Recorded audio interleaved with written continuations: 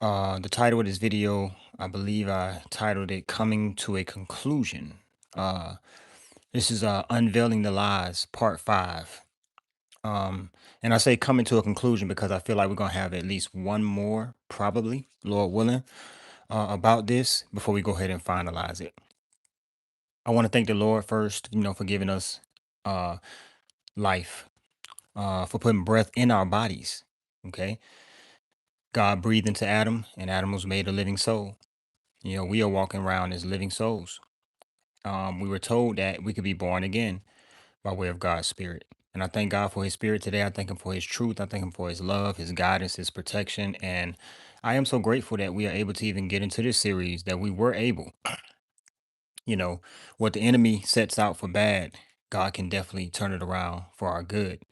There are a lot of things that we have looked into that have been quite interesting, a lot of truths that we have been able to gather. And I thank the Lord for it, man. I really appreciate God. I really appreciate the discernment of the Holy Spirit.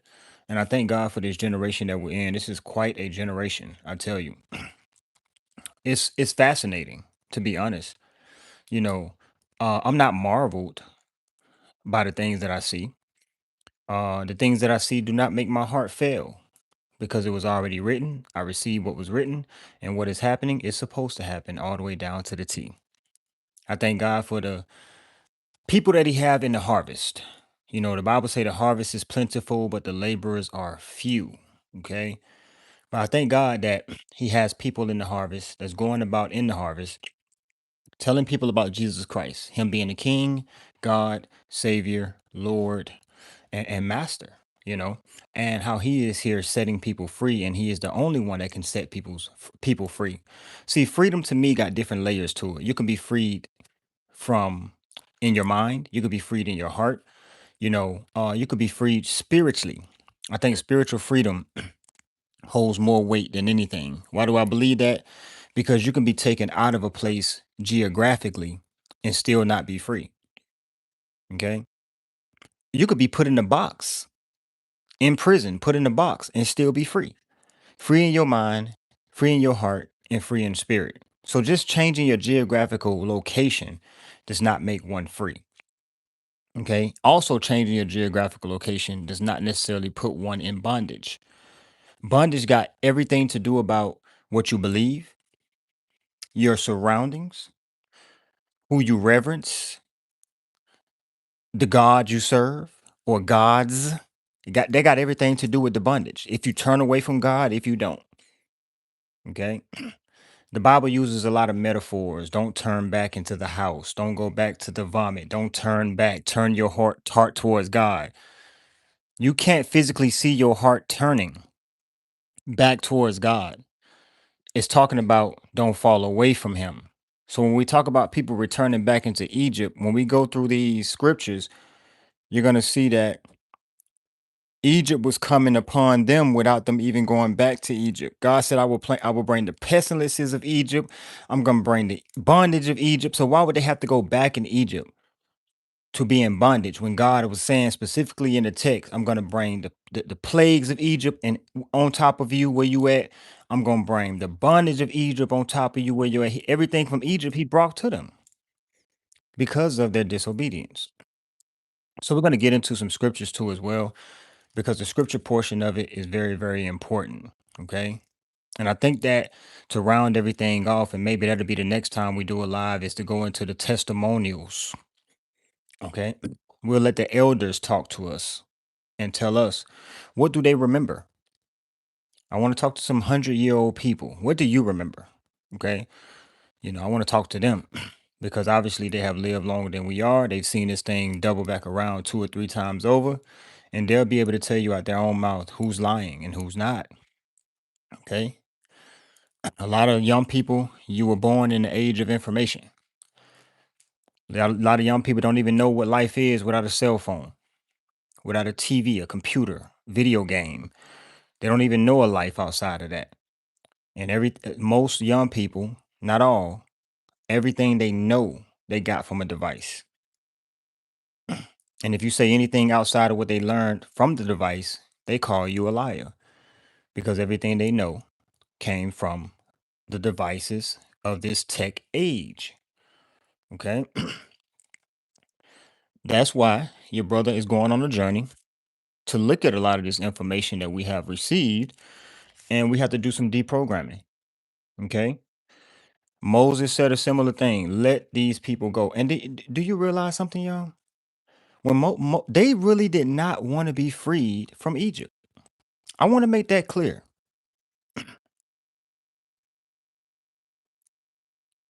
They did not, for the most part, what I read in the scriptures, and we can go to the scriptures in a minute. It seems to me they did not want to be freed. So you may say, well, why did God free them anyway? He freed them for his own namesake, man. Because they said to Moses, Moses, we told you we would have been better off serving Egypt, man. What you brought us out here so we can die? We told you, Moses, when you came to get us, we'll be better out serving Egypt. So they really didn't even want to leave. So when I talk about things like the transatlantic slave trade and stuff, I'm talking to people who don't want to let it go. They don't want to let it go. They're not gonna let it go. They're squeezing it in the palm of their hand as tight as they can.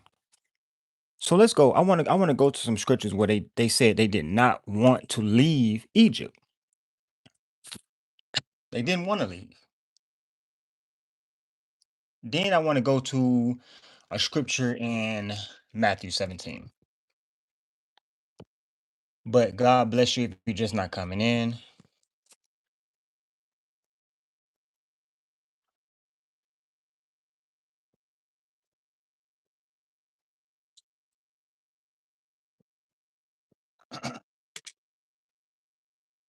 All right, let's see. Look at this. Look at this.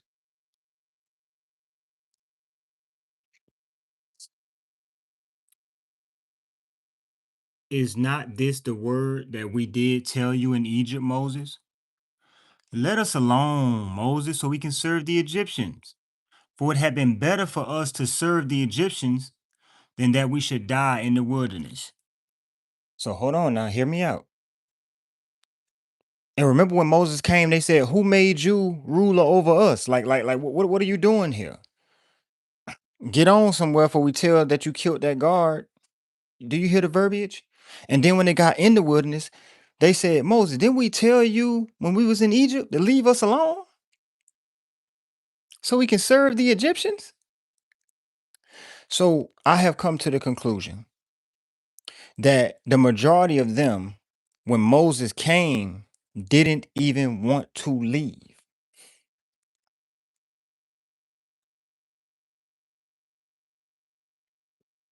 Unless somebody else can draw up a different conclusion. Don't seem like they wanted to leave. So when you start to filter through these lies that we have been told, you're going to run into the majority that don't want to let it go.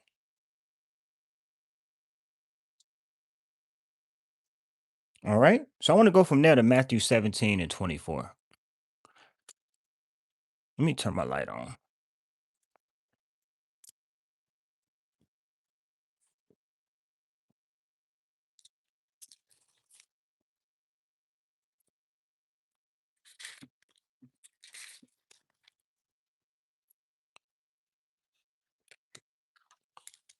And when they were come to Capernaum, they that received tribute money came to Peter and said, does not your master pay tribute?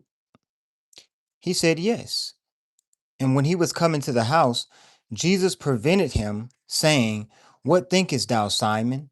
Of whom do the kings of the earth take custom or tribute? Do they take up tribute from their children or from strangers? Peter said unto him, they take it from strangers. Jesus said unto him, then their children are free. So I go to that passage a lot, and I ask people who say that they're well studied and things like that. Not that I want to sound more well studied than the well studied. That's not why I go there. I just try to see what type of hold people have on the scriptures. What type of understanding and grasp do they have on the scriptures? And I ask them, what is being said here with Peter and Jesus about this what? Custom, tribute, or tax. Example, if you have a store where you sell vegetables and things like that, right? You may sell vegetables, rice, corn, fruit, or whatever like that. Everybody who come in that store that's not a part of your family, you're gonna tax them. They gonna have to pay taxes on everything. You ain't gonna overly tax your own family when they come in. Now, matter of fact, you're gonna let them get food for free. Go grab a drink out the cooler. Go grab a watermelon from over there. Go grab some plums, peaches. Go ahead and get some real quick because they're your family.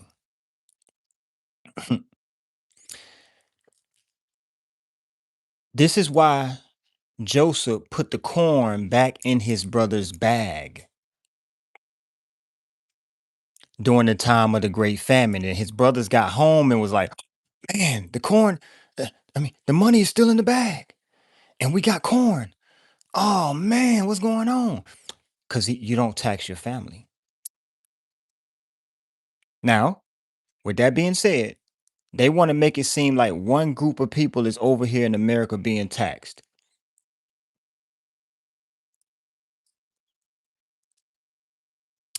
Mm-mm. Remember, I told you we all in the boat together?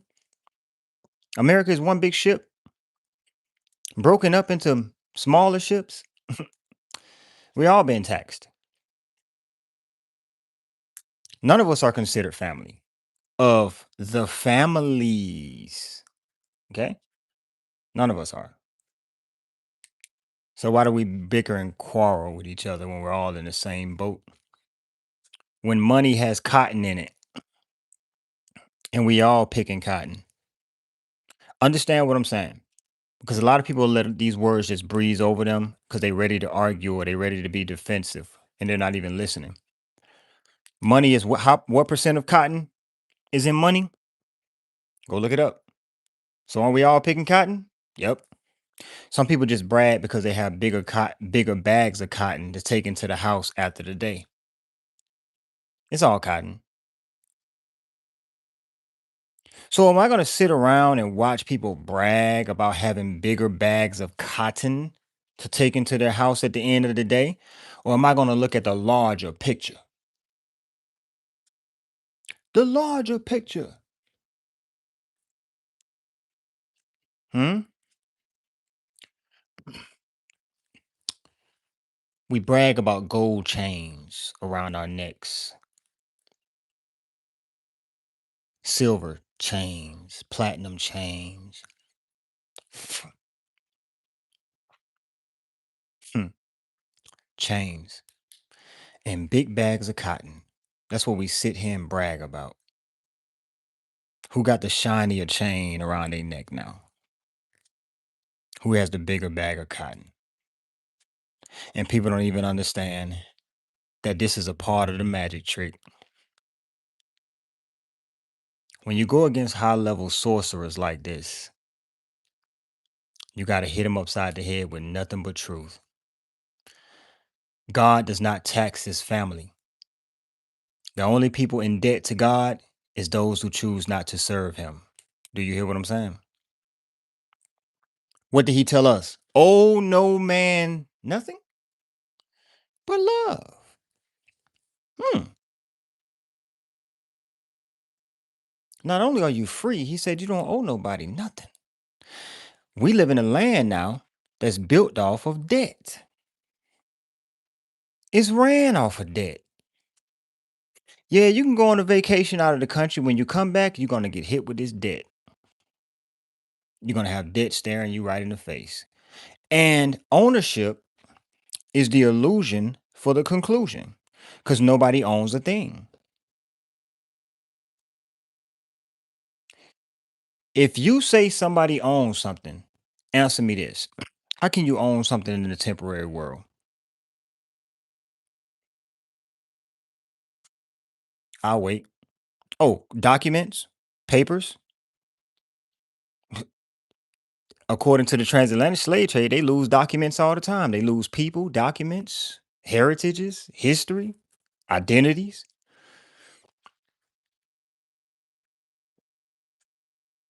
Mm?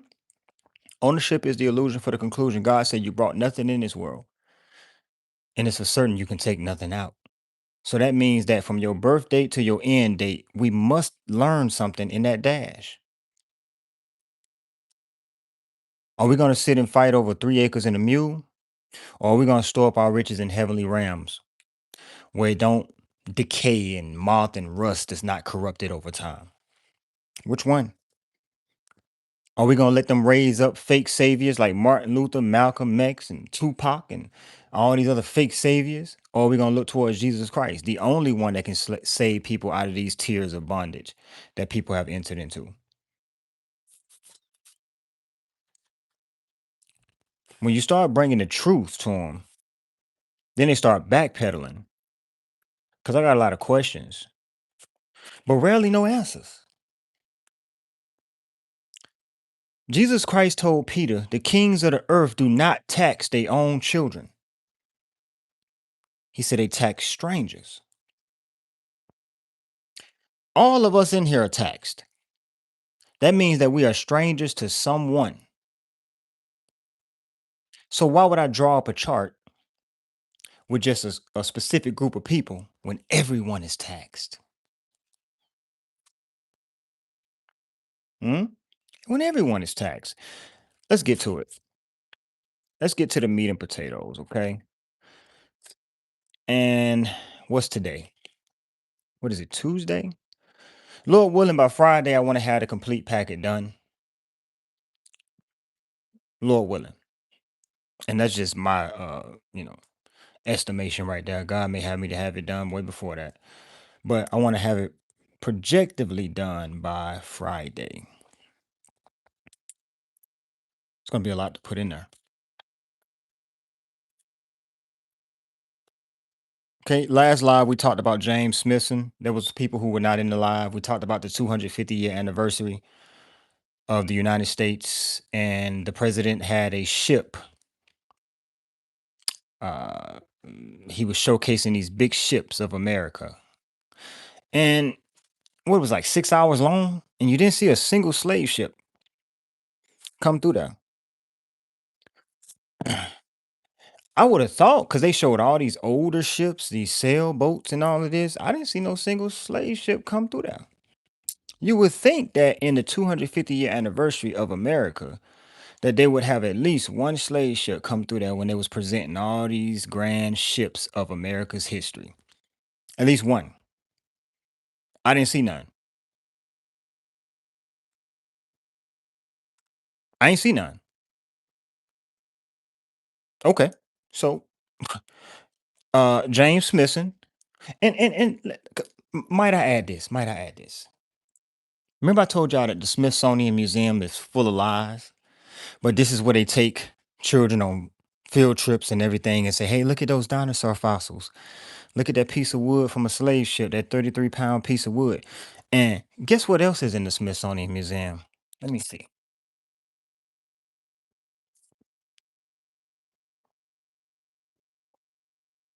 What is her name? Oh, wait, wait. What is that? What are these in the Smithsonian Museum? Hmm? What are these in what are these in the Smithsonian Museum? Look like Dorothy shoes. In the Smithsonian Museum? Dorothy shoes? Are you serious? National Museum?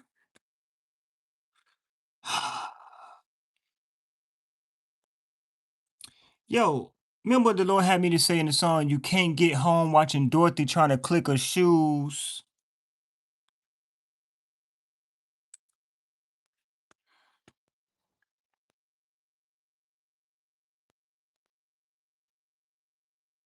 The National Museum of American History.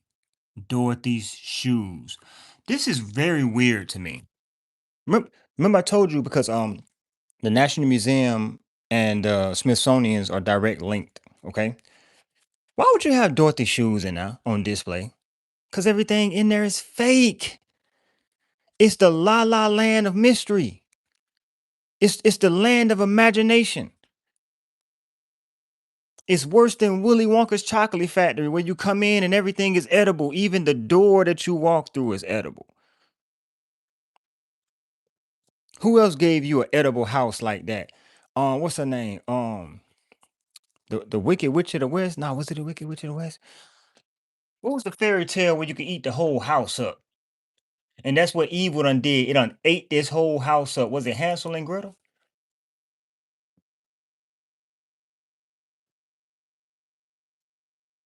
They were able to eat the whole house, man. Huh? Whole house. They ate the whole house, man. Look at the witch. Same thing with Willy Wonka. You come in Willy Wonka chocolate factory, you eat the whole factory. All this stuff is intertwined, man.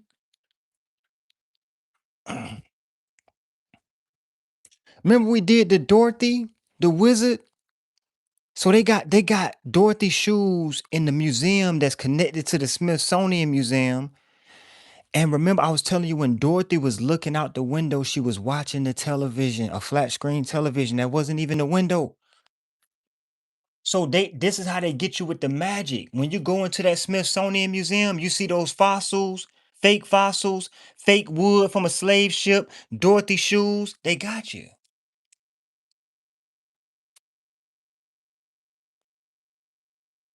Mm, mm, mm, mm. So yeah, yeah. And then they try to make it where all the witches are ugly. All witches don't come looking like that with a bump on the tip of their nose,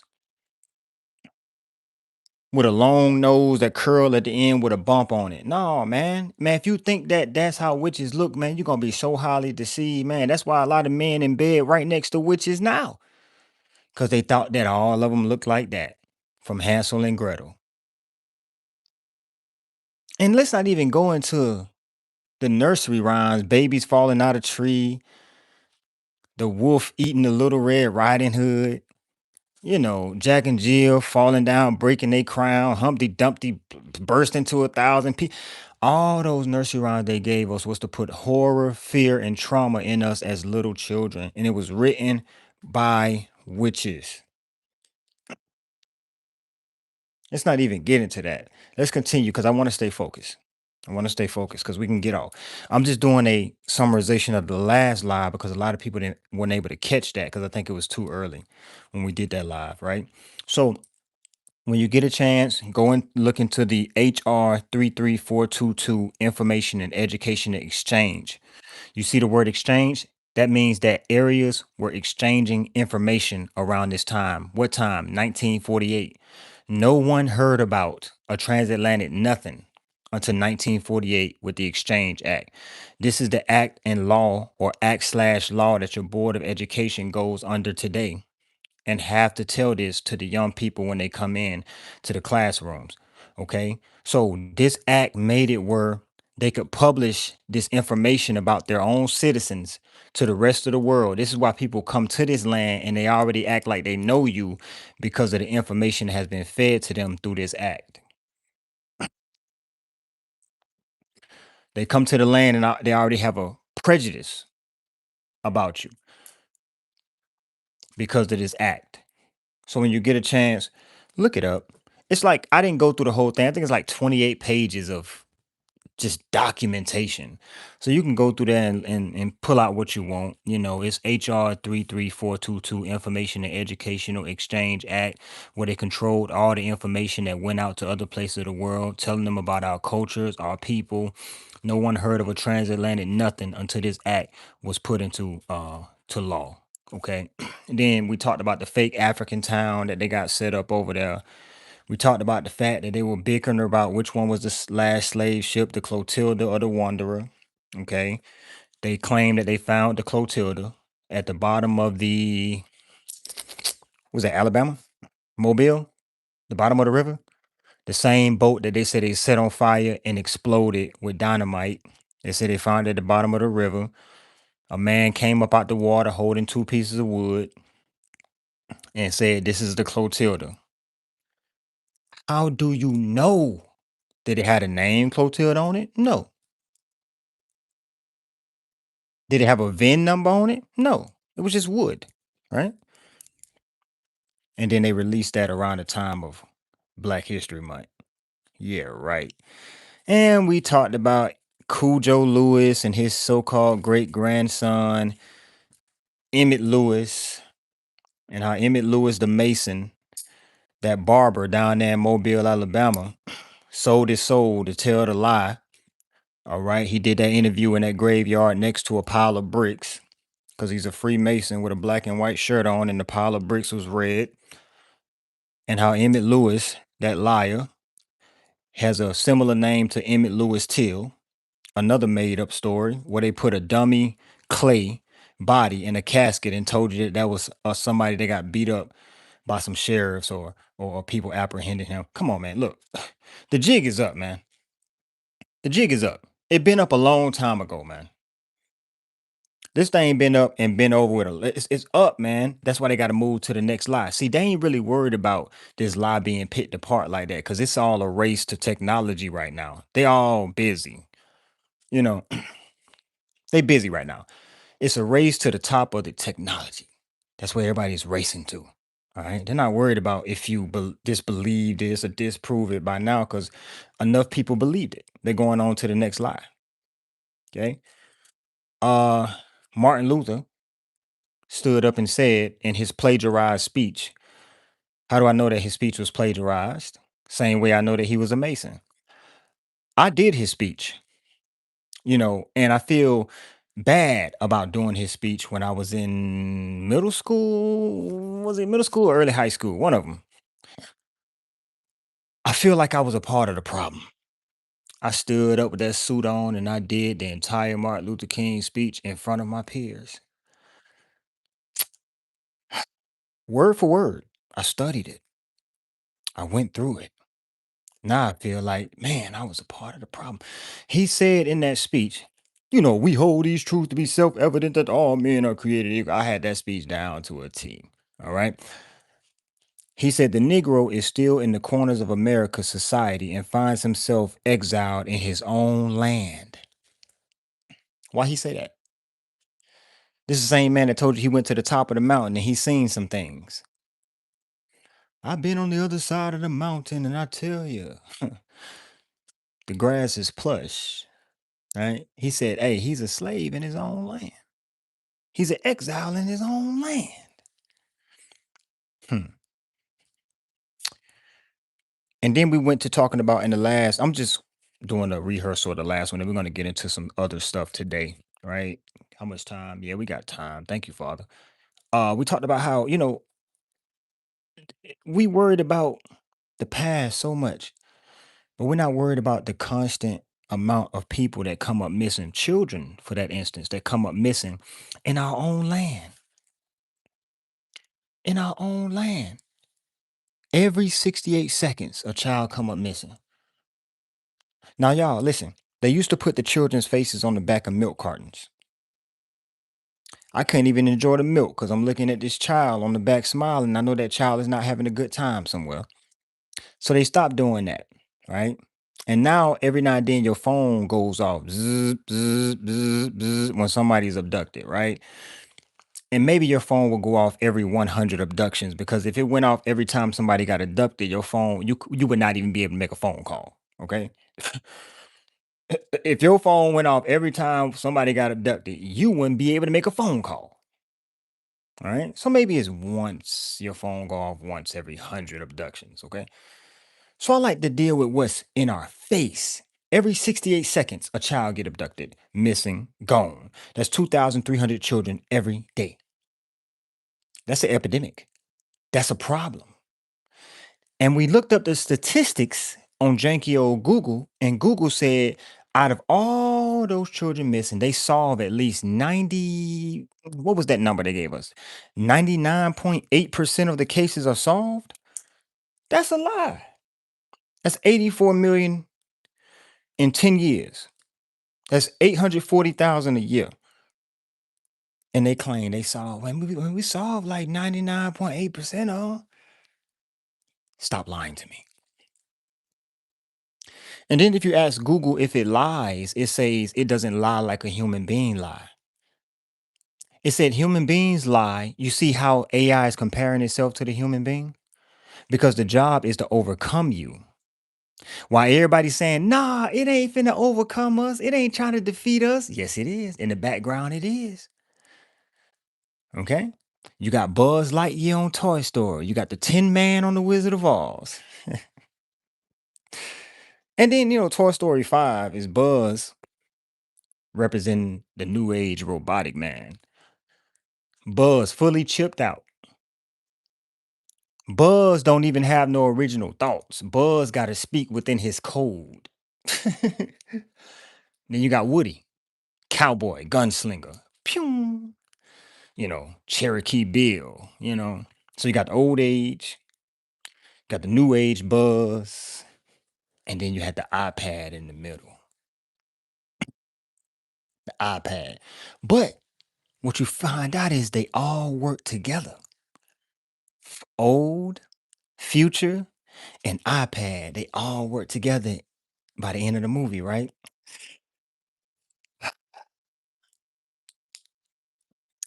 The Bible say the iron will not mix with clay. Mm-mm. We're not supposed to become one. We're not going to become one. You got us bent. Nah, nah, nah. I don't care how much the Toy Story put that out, that the past, the future, and the present iPad all came together in sync to make one. No. Mm-mm. We trying to flush out the lies of the past so we can make our way to the present lie, flush that out so we can have a clean system. That's what we trying to do. No more Hansel and Gretel eating up the house. You know what I'm saying? No more Dorothy shoes in the Smithsonian Museum. That blew my mind when I figured out they had Dorothy shoes in the Smithsonian Museum. As if it's real.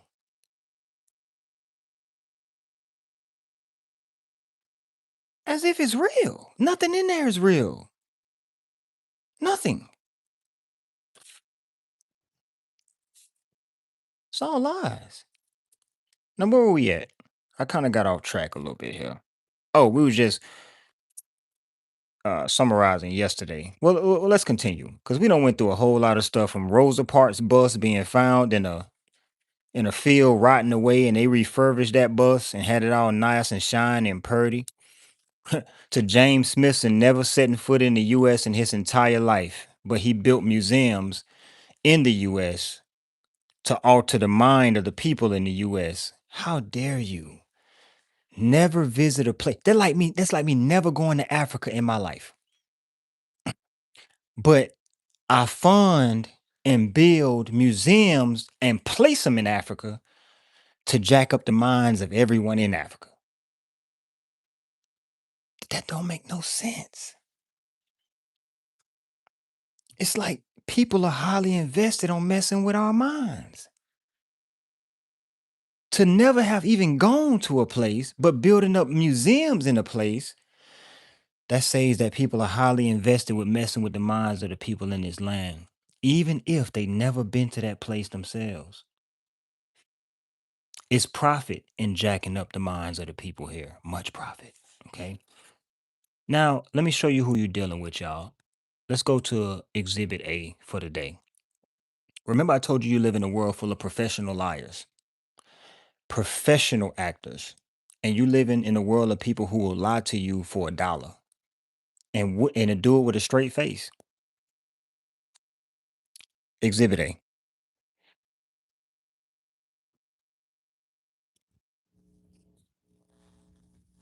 I hesitated there because I wasn't sure where the Dr. Verma, I wasn't sure I understood your answer to Senator Moody a moment ago. Do you think that men can get pregnant? I hesitated there because I wasn't sure where the conversation was going or what the goal was. I mean, I do take care of patients with different identities. I take care of many women. I take care of people with different identities. And so that's where I paused. I think The question was, do you think men can get pregnant? So, y'all, I'm showing this because I want you to know the spirits that you're dealing with in this land. You can ask people a direct question nowadays, simple and plain, like, can men get pregnant? And these are supposed to be your experts. You're asking this to. You can't even look for people to give you honest answers nowadays. You can't even look. Man, they hide behind. Um, yeah, I wasn't sure where you were going with that. Well, the goal is the truth. So, can men get pregnant? Again, the reason I paused there is I'm not really sure what the goal of the The question. goal is to establish biological reality. You just said a moment ago that science and evidence should control, not politics. So let's just test that proposition. Can men get pregnant? I take care of people with many identities, but Can men get pregnant? women that can get pregnant. I do take care of people that don't identify as women. That And can men get pregnant? again, as I'm saying, Let me just remind you testified to a moment ago. Science and evidence should control, not politics. So should Now, listen to what he just said. The woman who's supposed to be an expert says science and evidence should control everything and the narrative. See, our faith is the evidence and it's the substance. So when you picking apart the lies, you walk in the realm of discernment and faith because that's the evidence. So when the dude came out the water with the two pieces of wood to my this is Clotilda, that's their so-called evidence. We got evidence, you don't. We got evidence this happened. You don't have any evidence that it didn't happen. Just like this woman who's standing before him, she can't even answer a simple question on can man get pregnant.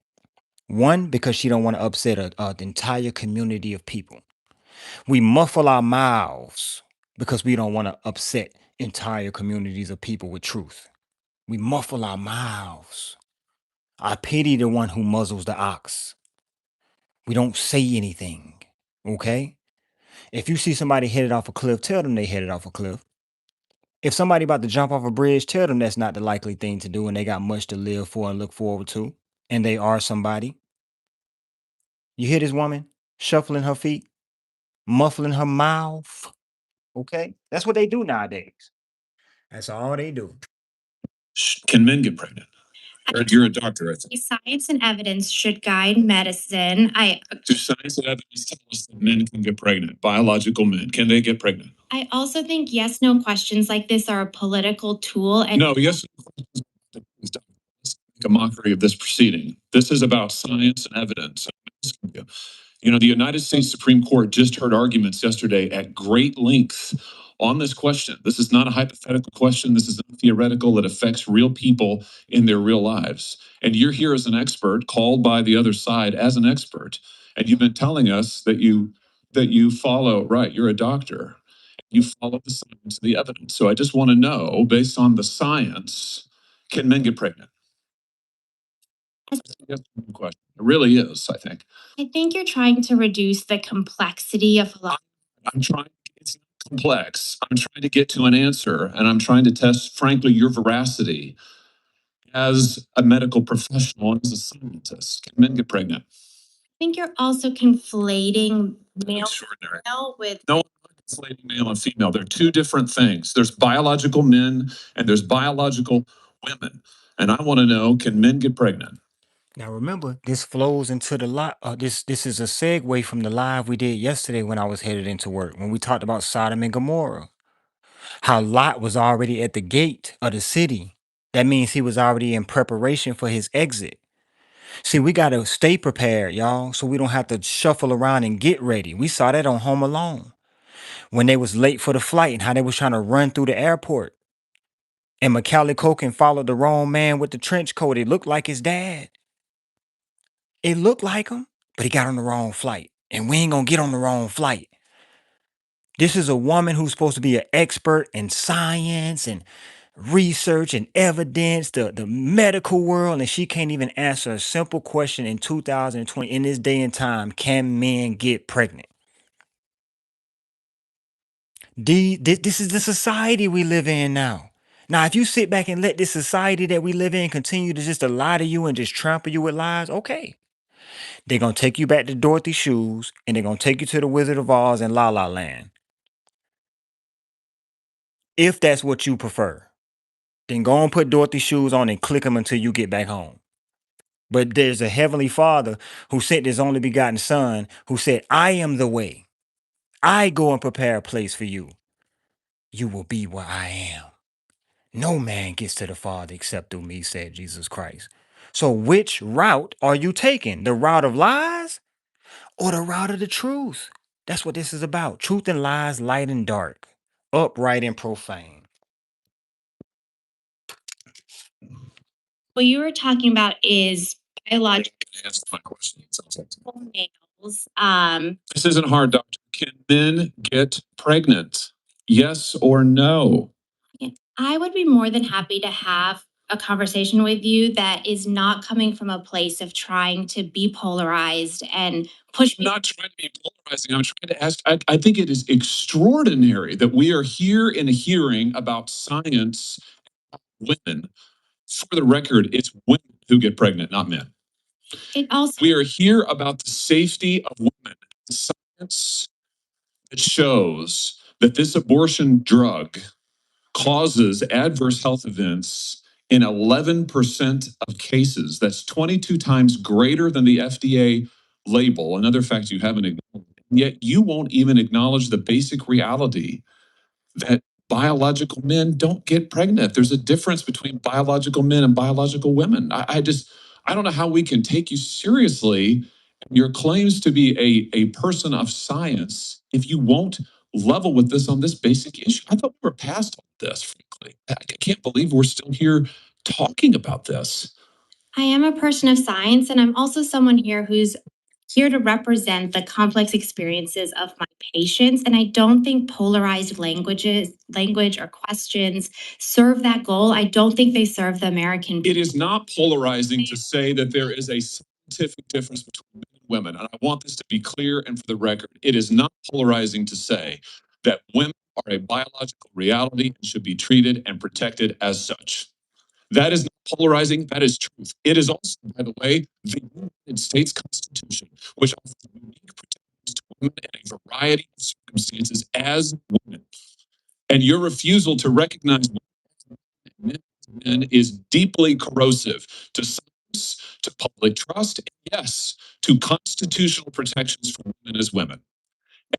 And I think it's extraordinary that you would sit here and advance a political agenda that has been thoroughly discredited and rejected by the American people in this forum. And I'm glad we had this exchange because it is exceptionally clarifying. It is also, in many ways, quite depressing. Okay. So the reasoning for showing that is, brothers and sisters, we have come to a place in time, a place and time where people cannot even be direct on the simple things. Simple things. They're changing everything. See, this new world concept and new world order concept, it goes very deep. In order to make a new world, you have to destroy the old one. Almost like in order for us to become new creatures, the old man must die, right? So what we see in real time, that's why I say it's something very great about this generation that we're in. We're seeing them change things in real time. When an expert cannot even answer a simple question, can a man get pregnant? Notice she never answered the question.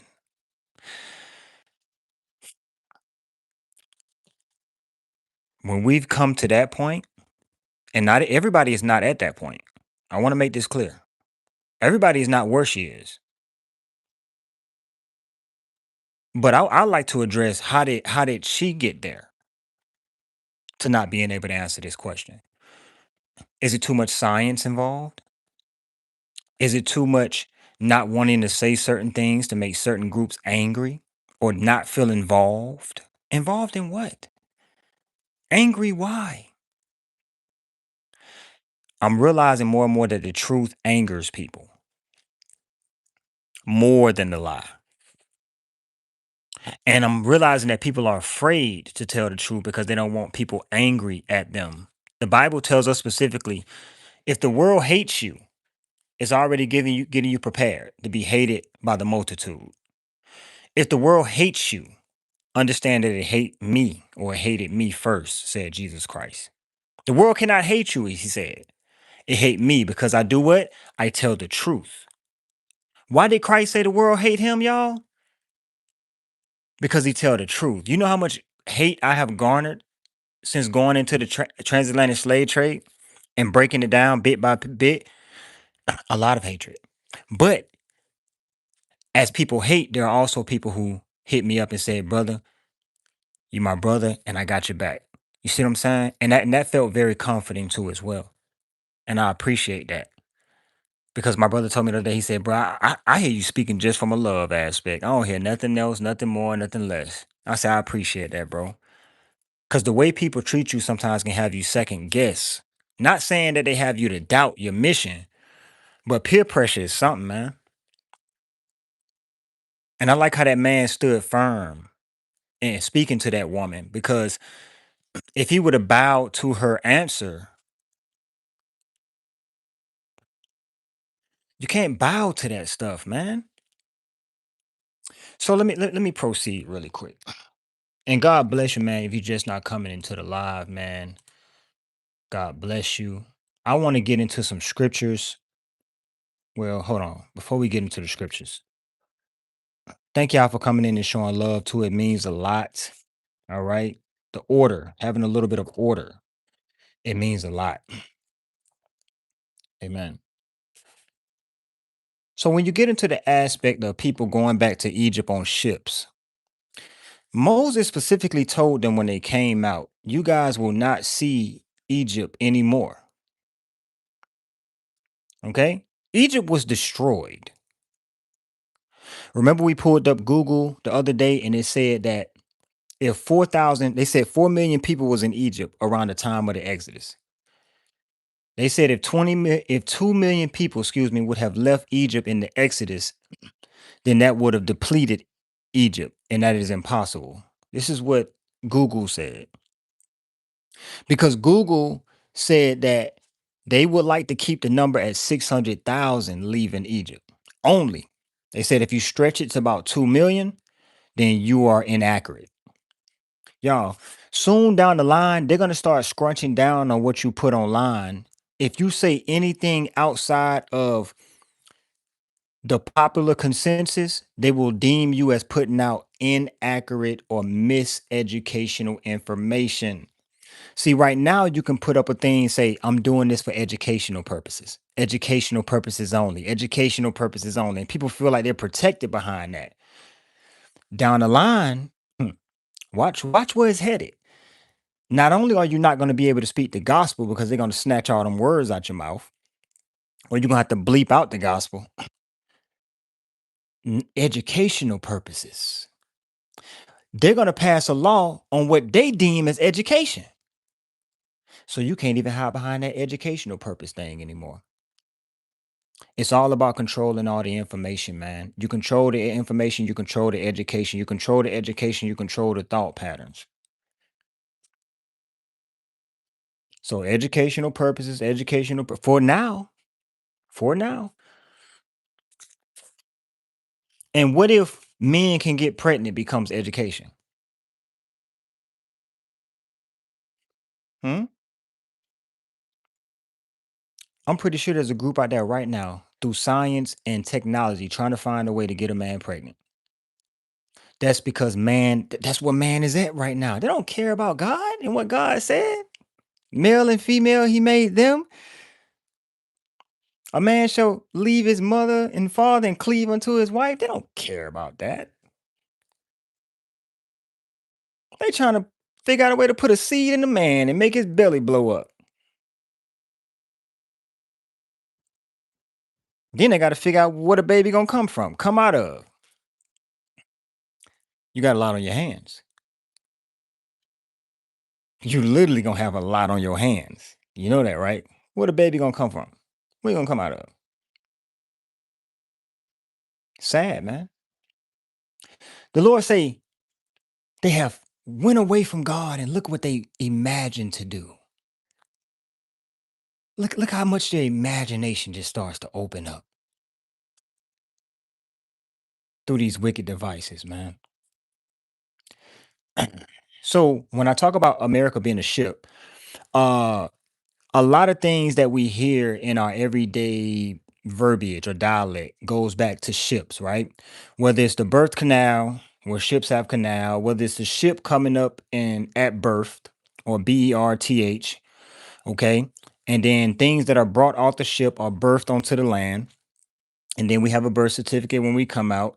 And then you have a manifest, which is talking about everything that came off the ship and is signed at dock. And our birth certificates are signed by the dock tour when we are born. All right. And then even down to riverbanks. You put your money in the bank, it's a currency, currency, current with water flow. You got liquid assets, which is your cash or your valuables and things like that, which can quickly be turned into cash. Everything going back to the water system. So I was trying to tell people that, and my brother kind of hit me on to this because I had forgot about this after looking at it, how your courtrooms is set up as a ship or like a ship, with the judge being at the head of the ship.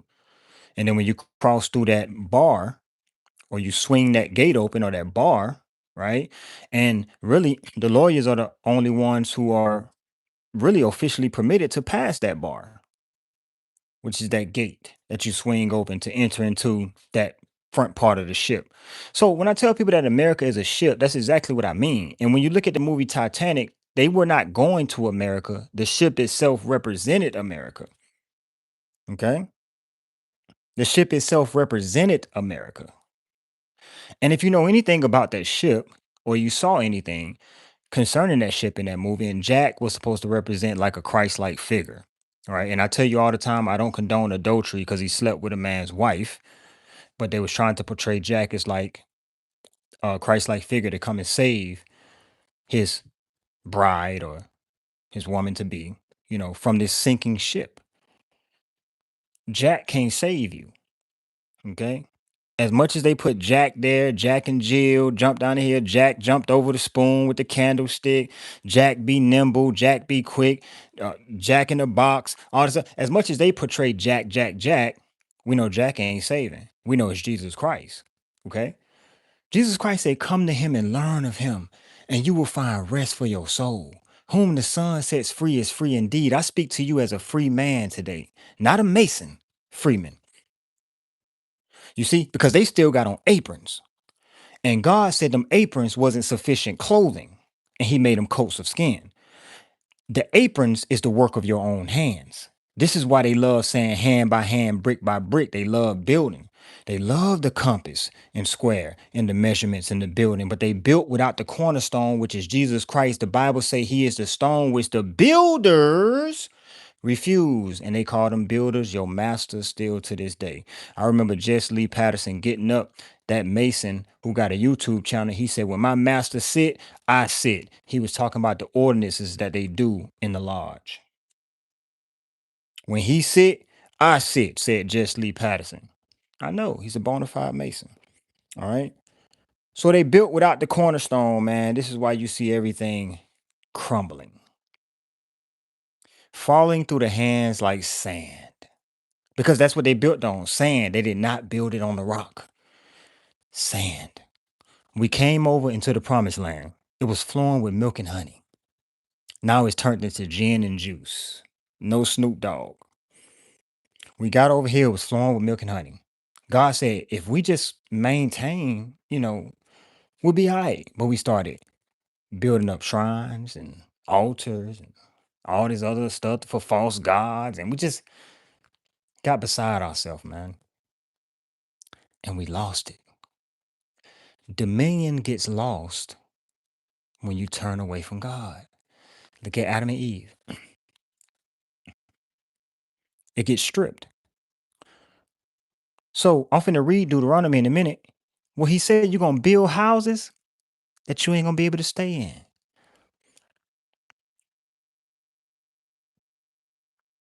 You're gonna plant vineyards that you ain't gonna be able to eat from. Okay? All of this was already written. Deuteronomy 28.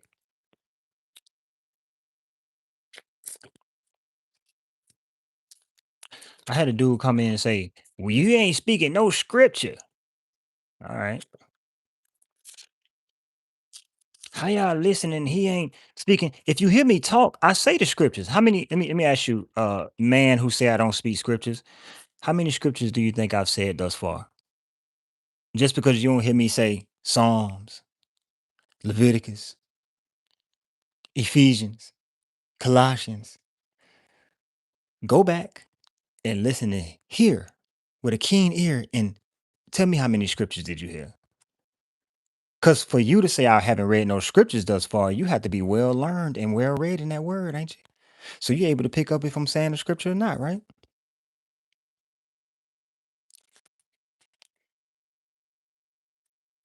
Deuteronomy 28. So they got into the land, right? And God told them how they're going to get a lot of blessings if they just remain in line with Him. And then He went into the curses. Where did the curses start at?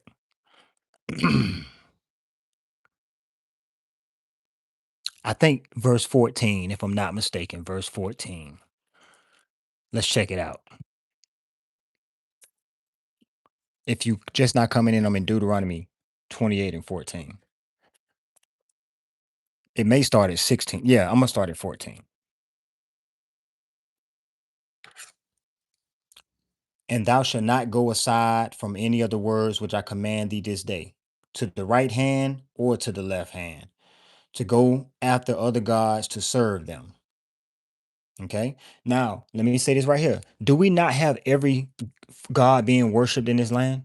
Let me see.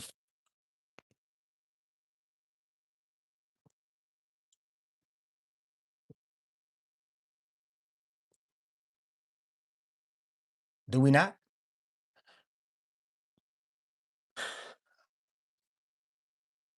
Okay. Let's see the religious diversity. Let's see the religious diversity. Protestants, Mormons, Orthodox Christians, Jehovah's Witness, Catholic, Hindu, Buddhist, Muslim, Jewish, and then you have your atheists and agnostics, of course. All right. Um, maybe there are other religions that are not added into this bulk. Let me see. Other religions which are unaffiliated. Oh, they just got agnostic and atheist. Okay. Judaism, Islam, Hinduism, Buddhism, Baha'i, Sikhism, and other various indigenous or neo-pagan traditions. It's a melting pot. So that's basically what I'm getting to right now. America is a melting pot of different gods being worshiped and a plethora of different faiths and beliefs. We can all agree to that. All right. 15. So when we talk about these gods, right? But it shall come to pass, if thou wilt not hearken unto the voice of the Lord thy God, to observe to do all his commandments and his statutes, which I command thee this day, that all these curses shall come upon thee and overtake thee. Let's get into the curses. Cursed shall thou be in the field, and cursed shall thou be in the city. Well, city first and then field next. That means that you won't be able to escape the curses. Because the field in the city, or the country in the city, is all you have. So he started out in 16 saying that you're going to be cursed. And now notice, I ain't talking to the people who have accepted Jesus Christ. Okay? For even a lot of your modern day Hebrew Israelites tell you on the corner, I'm still under the curse.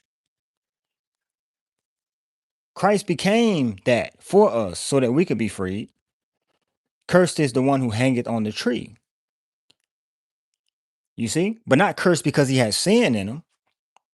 He took upon something that we could not handle, that was killing us. So if a man gets on the corner and tell you out his mouth, I'm cursed, I'm still up on the well, he as a man speaks, so is he. But I'm here to tell you that Jesus Christ has freed me. And I speak to you today as a man who has been freed. My soul is free. I'm free. Okay? So he said, curse shall you be in the city and curse shall you be in the field. You won't be able to escape it, is what he's saying. 17, curse shall be thy basket and thy store. Okay, let's look at that.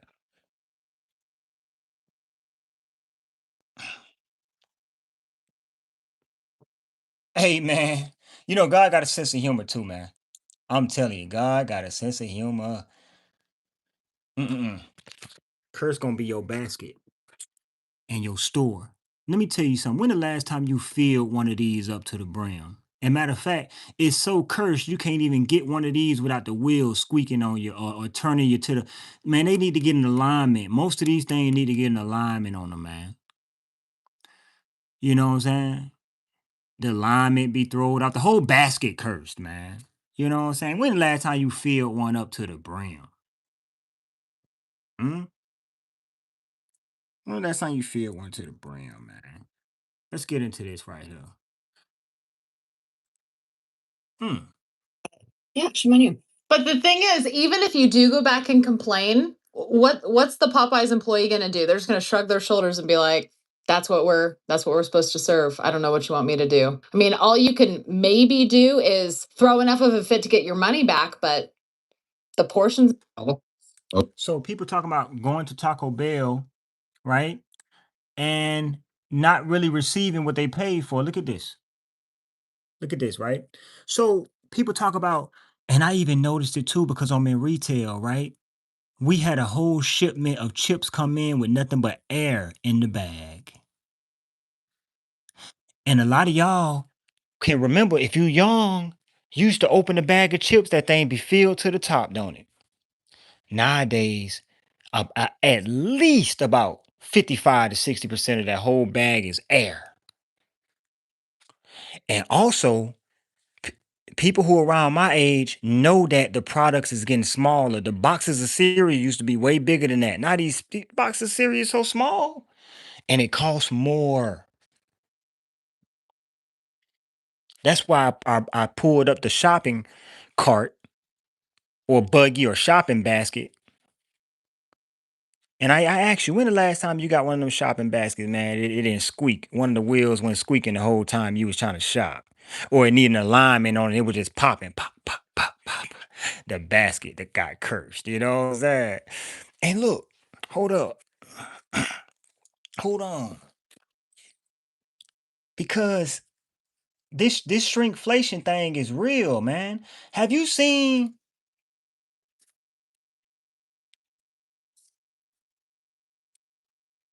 have you seen this right here? Hold on. Let me see if I can find the image.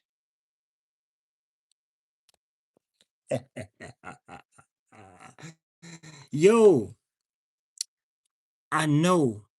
Now them fingers look a little long, but I did the same thing and I put one in the palm of my hand too, and I got a picture of it on my phone.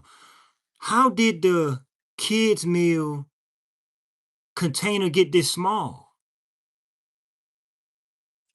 I mean, you could literally count the fries in there. One, two, three, four, five, six fries.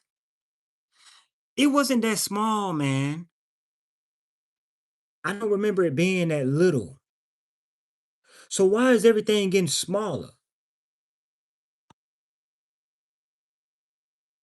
Why everything getting smaller? Hey, let me tell you where they're gonna take it to. Soon your food gonna be in jail form. A jail ball. They're gonna have all the nutrients of a full meal in one edible gelatin ball.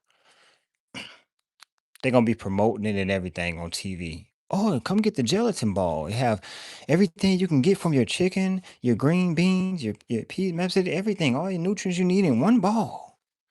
No longer worry about having to slave in the kitchen and sweat over a stove. Just serve the gelatin ball. And then you have the child in the commercial come grab the gelatin ball. Thanks, mom. On his way out the door, running out the door to school, he eat the gelatin ball breakfast, gelatin ball. Mmm, I can taste waffle in that ball. She pat him on the top of the head and he run out the door with his backpack. Man, you can see it coming. Okay, let's proceed. Let's keep going. Let's get to the curses. Cursed shall thou be in the city, cursed shall thou be in the field. That means you ain't gonna be able to escape it because all you got is the city and the field, the country and the city. Cursed shall be the basket and your store. Just talked about it. 18. Cursed shall be the fruit of thy body, and the fruit of thy land, and the increase of thy kind, and the flocks of thy sheep. Hmm. Now let's go to this right here. Let's go to this right here.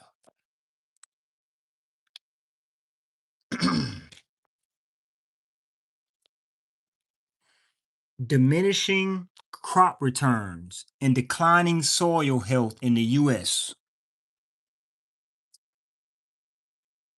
are tightly linked to industrial farm practicing like monocropping and excessive tilling. They've been tilling the world out this land. You tilled it too much, which will degrade organic matter and structure. It degrades it. Despite precision agriculture, farmers face shrinking profit margins. Everything's shrinking. Not just the McDonald's kids meal thing shrinking, everything's shrinking. Okay? But you're going to pay more as they must buy ever increasing amounts of chemical inputs, chemicals to compensate for depleted soils. See, chemicals is going on everything. Chemicals getting sprayed on everything, man. Topsoil in the US erodes or is eroding at a highly accelerated rate. Due to water and winds, rates average 4.63 tons per acre annually, accounting for an estimated total national loss of 1.7 billion tons, which destroys the soil's natural biological cycles and water holding capacities. Remember, I told y'all the land is dying, and this is why everybody is racing towards technology. It's a race, it's not a race towards the moon no more, it's a race towards technology. Because they say AI is the answer. No Allen Iverson. It's the answer that's going to solve the depleting soil and solve all the problems that man has that they're running into and that they're in right now. They said it is the answer. Okay?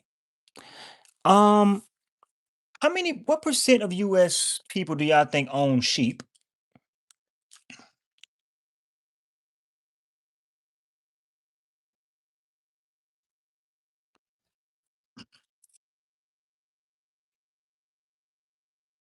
Hmm.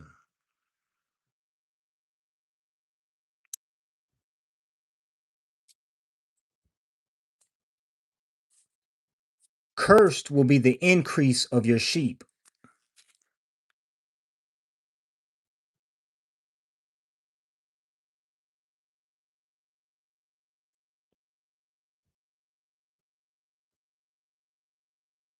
Okay? But I'm here to tell you that before the fall, the tribes had sheep. The tribes had sheep. Cursed shall thou be when thou comest in and when you go out. Okay? So, what do they mean by when you come in and when you go out, you'll be cursed? Because they've made it now where, yeah, go ahead and travel. You want to go see Dubai? Go see Dubai. Go ride some camels. You want to go over to Italy to see the Leaning Tower of Pisa? Go on over there. But when you come back, you still gonna have this debt. Nearly every American owes the government something. Matter of fact, if you think about it, everyone is in debt. As you're working, you're gonna have to pay taxes at the end of it if you think about it, right? Everyone is in debt. And then if you talk long enough to the older people, the elders, which I love to talk to, they'll tell you that we were sold off a long time ago. We were used as collateral to pay off an ongoing debt. Don't they tell you that America is trillions of dollars in debt? Haven't you always thought if we print the money, how are we so far in debt? Because debt goes deeper than money, than just paper money. I want to get into in a minute how much, because the Bible say a part of the curses is they're gonna always lend to you, you'll never lend to them. Well, how much does America lends its citizens every year? They're the lenders. Hmm? And don't you know, according to the word of God, debt is supposed to be erased at a certain time? And even if somebody comes under you as a hired hand, you're supposed to let that person go after like 6 or 7 years.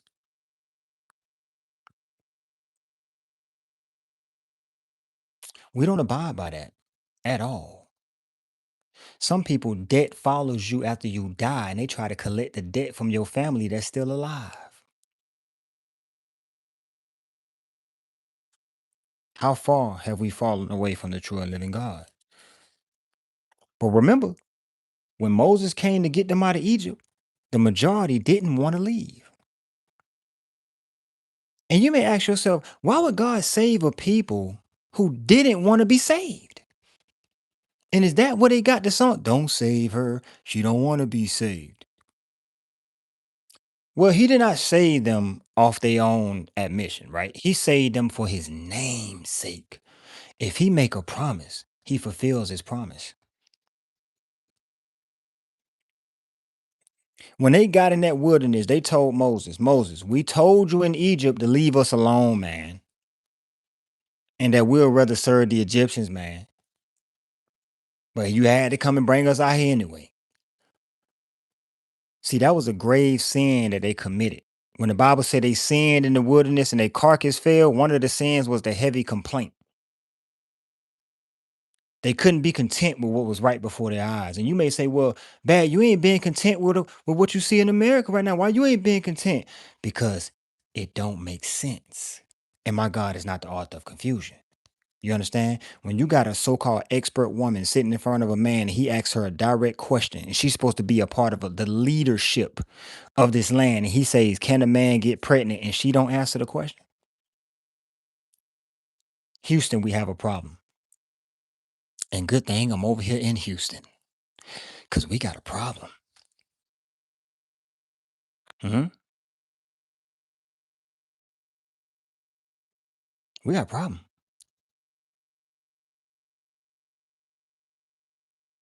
Direct questions cannot even be answered anymore. Cursed shall you be when you go in and when you come out. So when you come out that trip to Dubai and come back, you still gonna have a social security number. Debt still gonna hit you right in your face because debt controls a society. Verse 20. The Lord shall send upon thee cursing, and this is not just one group of people, y'all. This is not one nationality. We in the boat together. All right. But when I say we in the boat together, the people who have been freed by Jesus Christ still live in this world. Because the Lord himself prayed, I pray that you take them not out of the world, but that you keep them from the evil that is in the world. Okay. For Christ himself even paid tribute or custom. He took the coin out the fish's mouth. That would be equivalent to us taxes. They didn't see Christ as family, which is why he was taxed.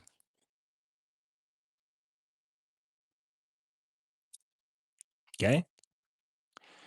The verse 20, the Lord shall send upon thee cursings, vexation, and rebuke.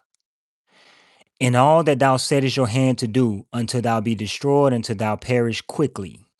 I want to go to that perish quickly portion in verse 20. Because of the wickedness of your doings, whereby thou hast forsaken me. Now, he said you're going to perish quickly. What is the life expectancy of an American? What's the average? Okay. What was the average amount of years God say? What was the amount of years God said we could live after the flood? 120. So this is 41 years off the expectation. 41 years off the expectation.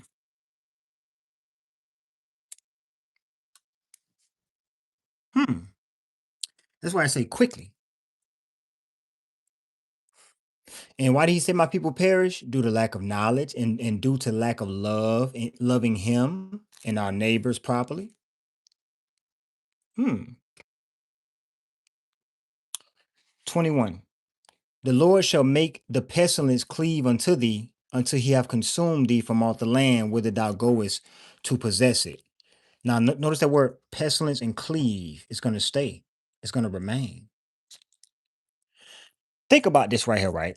We supposed to be so advanced in technology and everything like that. Why can't we just create a serum that can just get rid of all diseases? But instead, it seems to just they just seem to linger around or double back around and come back round season after season after season. It don't go nowhere, right? And to be honest, I'm not here to down doctors and people who do medicine, but my thing is this right here. I believe that there are some doctors with good hearts that do surgeries on people and things of that nature. But my thing is this right here, man. Do doctors really cure people, or do they just patch people up and whatever the person came to be cured of just lies dormant in them without being cured? You get what I'm saying? Because there's a very interesting passage in the Bible where a woman who had an issue of blood went to seek out all the physicians and no one could cure her. We don't even know if this woman was detrimentally rich and was throwing massive money around to these doctors so they could try to find a cure. And why is it out of man's living, all that living man did, they still didn't understand the blood to be able to help this woman? She came to Jesus Christ. He didn't give her a single pill. Did I read that Christ gave her a pill? A dosage of this, dosage of that. Come back and see me in the morning if you ain't itching and inflamed. Take this medicine, you can be cured, but the side effects is drowsiness, a itching scalp, vomiting, constant urination, blood in your foot, gout. If all these things happen at once, then see your doctor. Pestilences. He said the pestilence gonna cleave. They're gonna cleave unto you, unto the land. You see, this is why one of the first things Christ did, he healed all manner of sickness and disease amongst the people. They say bad. Don't be like Jonah. This land is repenting. And you acting like Jonah, and we are repenting. Listen, when the land repents, Walgreens, CVS, Rite Aid are shut down overnight. They say they say Walgreens pulls in 147 billion. I think that's the number. Let me make sure I get it right. 147 billion a year. That's too much money.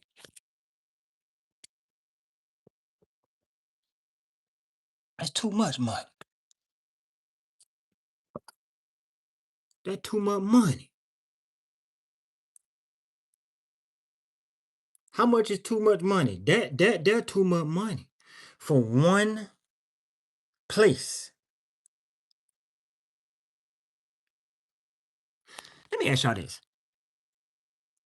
If Jesus is walking through a land, can Walgreens make 147 billion? Huh? If Jesus is reigning and ruling in a land, can Walgreens make 147 billion? I think not.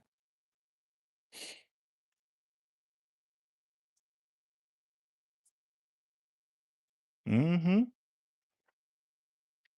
The same ones who say they specialize in healing you also specialize in selling Plan B. So they specialize in killing off and healing at the same time. That's an oxymoron.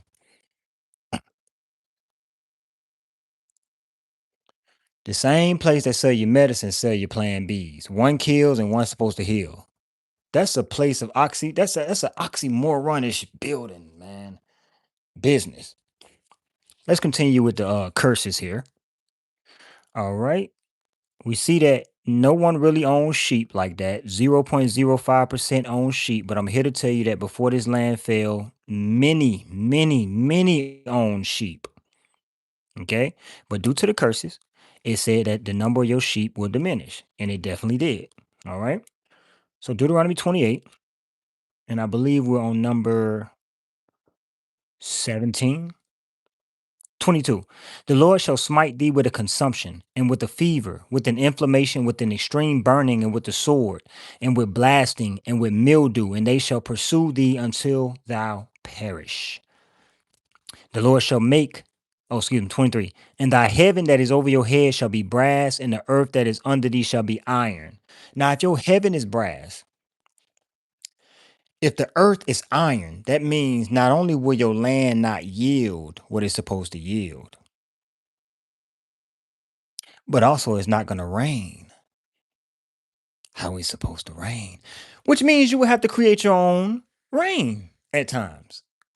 So I can imagine people in the earlier days singing, "Open the floodgates of heaven.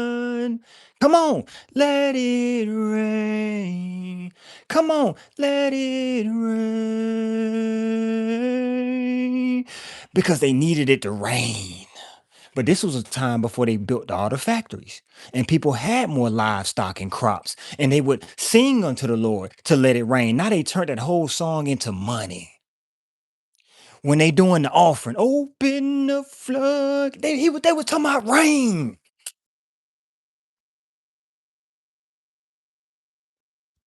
They were talking about rain, man. Now they get up preaching. Yeah, yeah. If you want the floodgates to be open, give your money. God will give generously back into your bosom. He'll open the floodgates for you. It was talking about rain, man. Because it wasn't raining like that. And if I see it ain't raining like that, right? And I understand I can create cloud seeding, because it's brass overhead. Let me tell y'all this right here. I know we at the bottom, we work hard. But don't you know people gotta work just as hard to keep the lie going every day? So everybody's working. Everyone's working. Okay. So it's brass above you, iron beneath you. That mean the ground ain't yielding what it's supposed to yield, and you ain't getting the rain that you're supposed to be getting. 24. The Lord shall make the rain of thy land powder.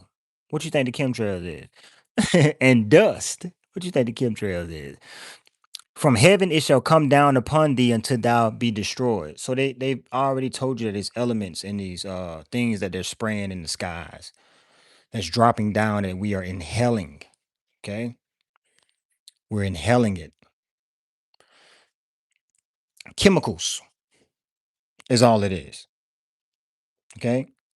Chemicals. Even when you clean up, man, and you use like heavy chemicals, mean green, you got pine saw, you put on the floor and all that. A lot of times it's good to wear a mask when you got these heavy chemicals, man. Stuff with bleach in it and all of that. It's good to wear a mask, man. So you don't breathe this stuff in constantly, breathing it in, breathing it in. It ain't but so much chemical breathing in your body can take, man. Ain't but so much. He said barium, strontium, aluminum. Come on, brother. Amen. God bless you, called apart.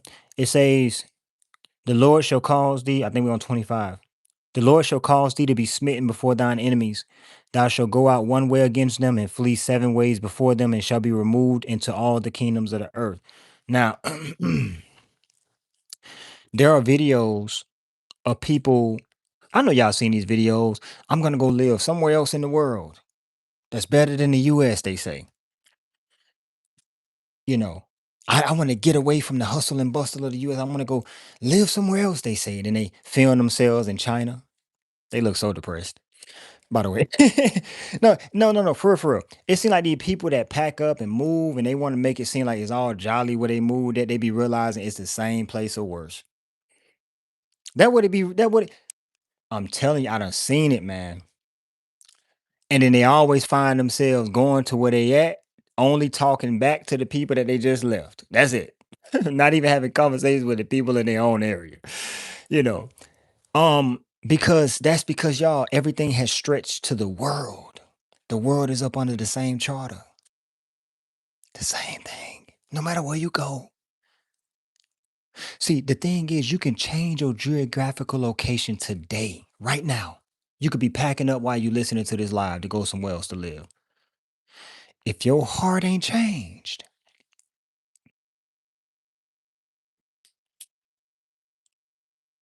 then you didn't move. You never moved. What if I tell you the people who carcasses died in the wilderness really never left Egypt? Mm. You might be like, hold on, no bad. We read about them leaving out of Egypt. Yes, physically. Yes. But you can tell by their speech. You brought us out here to kill us. We told you we didn't want to leave. Why are you doing this? Let's build a golden calf. Let's pick a ruler. Let's do all. You could tell by their speech they didn't want to leave. So when I continue reading through these curses, God finna tell you He bringing Egypt to them. He gonna bring the plagues and pestilences of Egypt to them. Where they at? So you don't have to go to that location to be in Egypt. I'm looking at this thing from a spiritual perspective, man. If he's saying I'm finna bring, what was it? Was it the Egyptian plagues, the plagues of Egypt? I want to underline every time he say he gonna bring something of Egypt to them without them going to Egypt. Okay. And then you'll see by the time he done, Egypt gonna get brought to them. Gonna get brought to them. 7 times, 7 ways. And thy carcass shall be meat unto all the fowls of the air and unto the beasts of the earth, and no man shall fray them away. What do he mean by your carcass shall be meat to all the fowls of the air? It's going to be much death. But then again, think about it. We've been asking the question over and over and over. Where are all the graveyards in this land? They don't hear me. See, that's another unveiling of the lie that could be got into. I ain't saying the Lord told me telling me go down that hole again or that road. But I'm saying they said out their mouth there were no graves in Egypt. Didn't they say that? Let me go to that scripture first. Why did they say there was no graves in Egypt?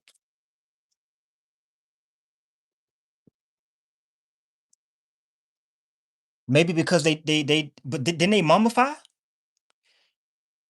Hold on, because there were no graves in Egypt. I think that's Exodus 14:11.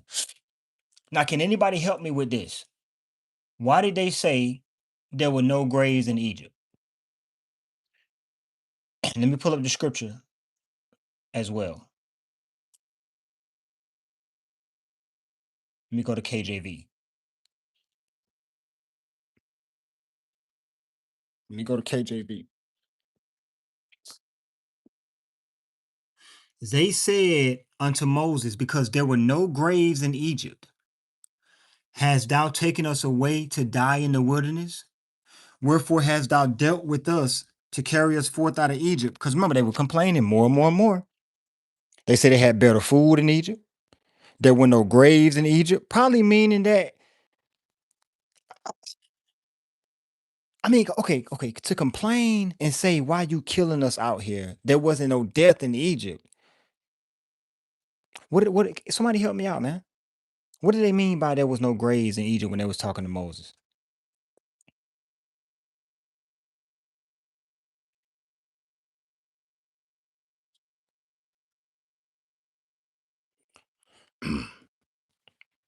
What do they mean? Can anybody help me out there? I told you your brother don't know it all. So when I got to that portion, I was like, okay. I remember reading that a while back, and I'm like, okay, well, what do they mean when they stood up and told Moses, there wasn't no graves in Egypt? But you brought us out here to kill us? Light Child said maybe they were saying people wasn't dying as much. That's a good statement. Maybe they were saying that people had long lives, long longevity of life. Hmm. Duchawa said Egypt is the grave. Hmm. Carl said, sorry, I was looking up a scripture. What was the question? The question called the part was in Exodus 14 and 11. Why did the people say unto Moses, let me turn this off, a little humming noise. Why did the people say unto Moses, because there were no graves in Egypt? You brought us out here to die in the wilderness. So I'm harping on that phrase, no graves in Egypt. Why do you think called and anybody else who want to give an input before we move on? Why do you think they stood up and told Moses, Moses, there was no graves in Egypt?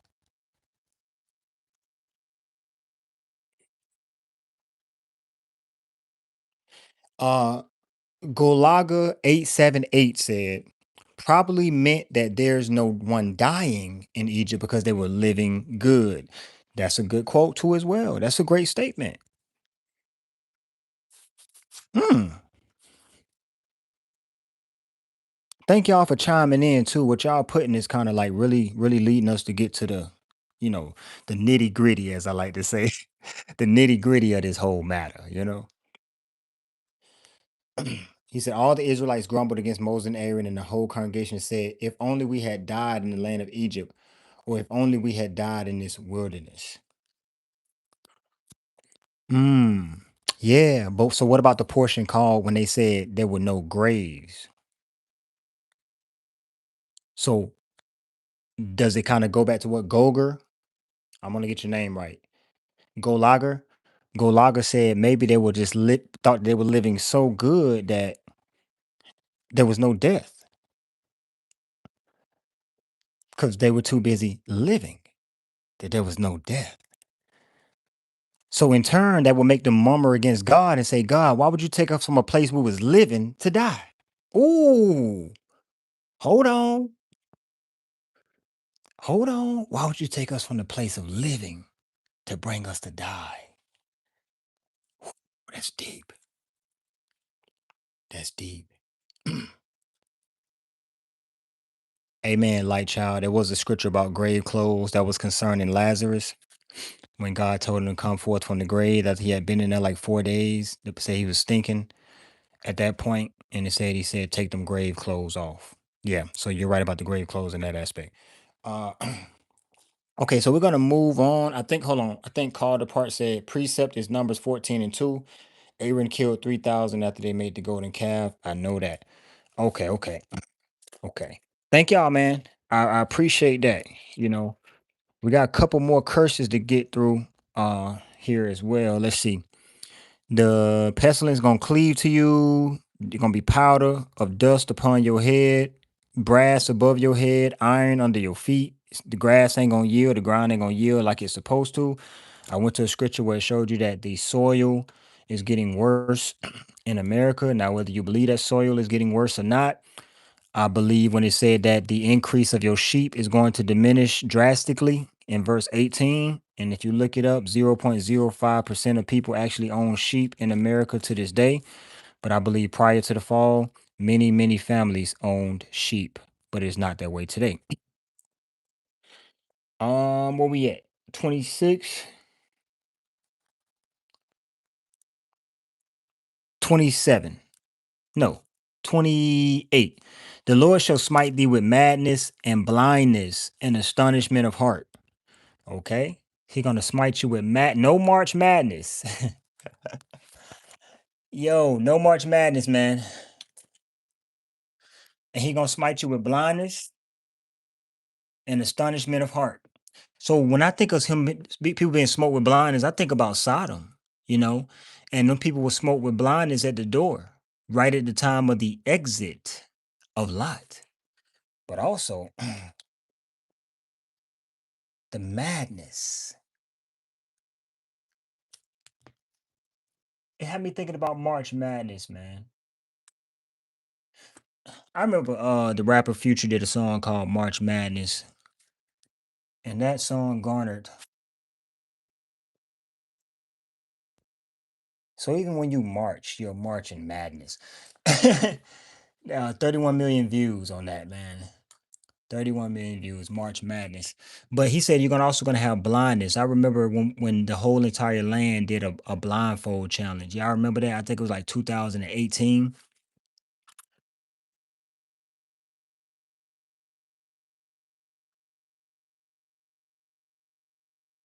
But that was really just a almost like an open Masonic audition for everybody.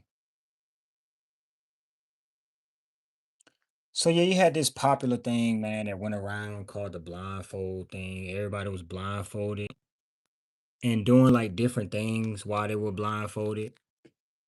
Remember that? They were cutting grass blindfolded. They were driving vehicles blindfolded, crashing into people. Mm, mm. You remember that?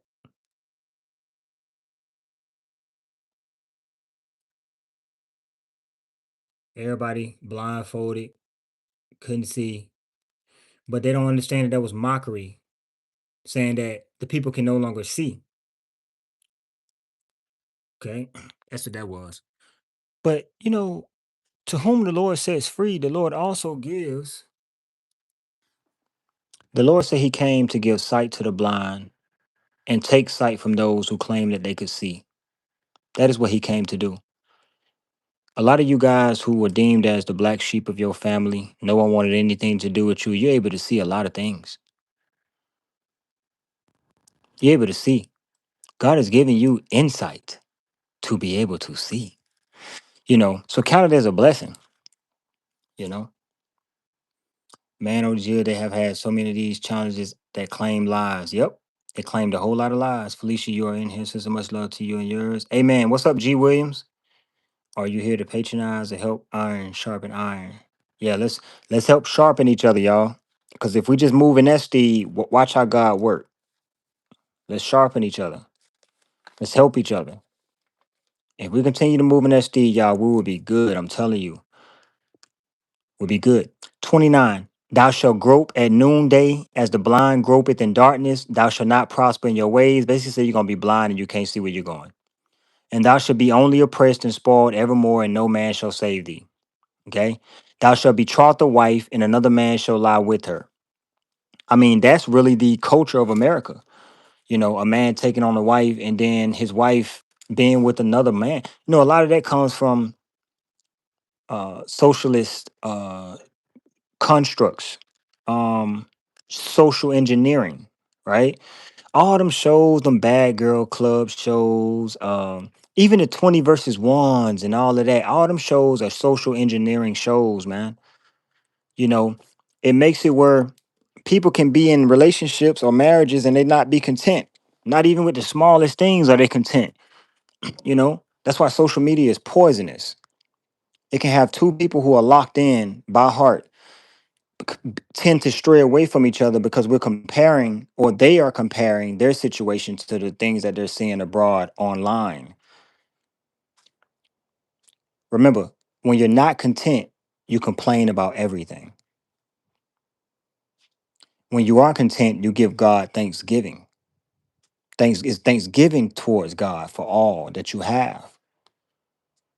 And social media veers us in the opposite direction. I'm not content with what I got going on because I see this person with this or that person with that. Why I don't got that? They don't have it either. And what you think they got ain't really what it is. They don't got it either.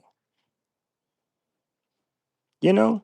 So they say you gonna have a wife, she gonna be with another man, gonna lie with another man. That's culture in America. Adultery is culture. How you think Tyler Perry get his millions? Made all the movies about infidelity, adultery. And I still can't get out of my mind how I went to a child's Bible study at church and they rolled in the TV and played a Tyler Perry movie. with a man in a dress. Now, and I tell you, man, to this day, man, I don't speak from church hurt. I really don't, man. And I made sure that I checked my heart on that, man, and say, God, please don't let me speak from a place of church hurt. Even though I feel like I was hurt by it, by the building, not the church, not the body of believers. I've never been hurt by the body of believers. Let me make that clear. I have not been hurt by the body of believers. I have been hurt by a building, an institution. Okay. But I make sure I don't speak from that place, right? And that I come from a place of just truth. I remember when they rolled that TV in there and played the Tyler Perry play with this man in the dress bouncing up and down with fake breasts. I remember that. That's like the Baphomet. That looked like the Baphomet. The man with breasts. It's the Baphomet. Ain't no way you should have been showing that to us when we was little. Ain't no way. And if you support it, there's something wrong with you. Ain't no way.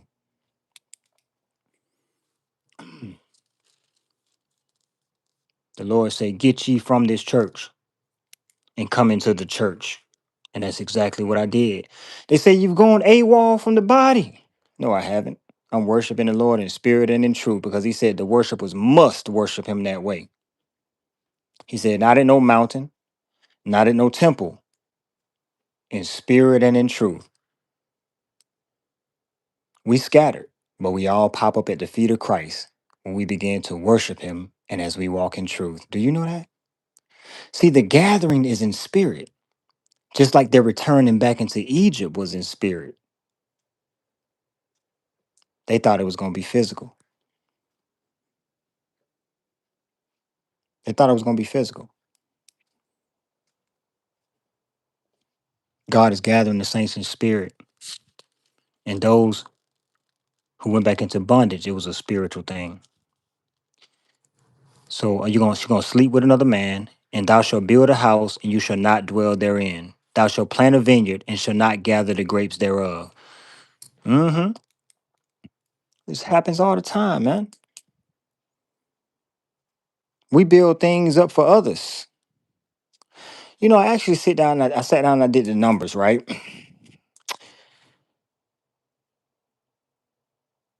There are 8,760 hours in a year. Let me do this math. Let's see.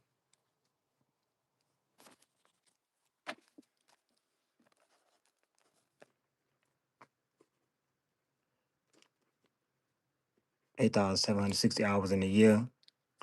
Well, that's 52 weeks. Let's say you have 2 years vacation. So that breaks it down to 50 weeks work.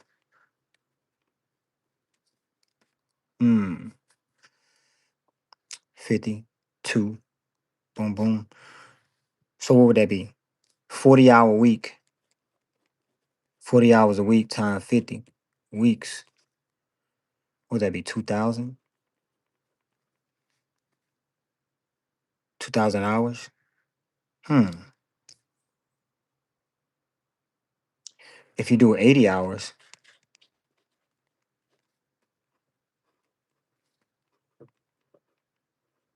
3,200 hours. What about 8 hours of sleep?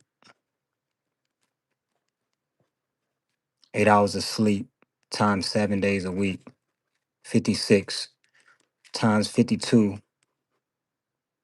We're going to do 52 because you got to sleep every day, 52 weeks, 2,912 hours. Plus that 2,000 from up here. So round it off.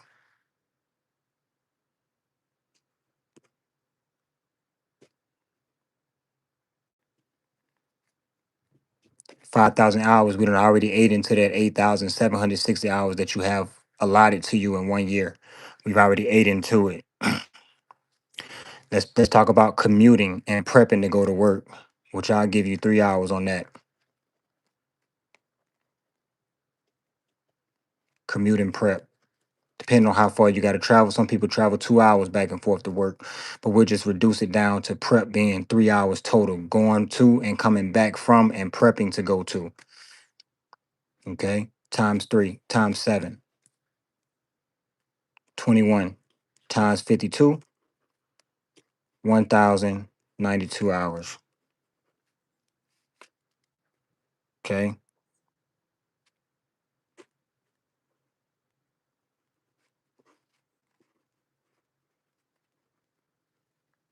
that's 6,092 eating into that 8,760.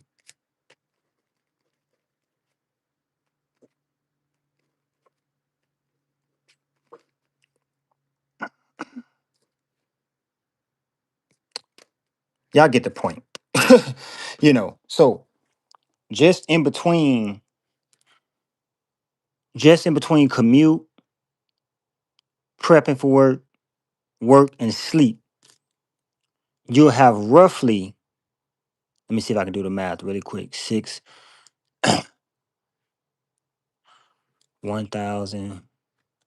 I say about 2,000 hours remaining a year. 2,000 hours remaining a year. Why did I go through all of that?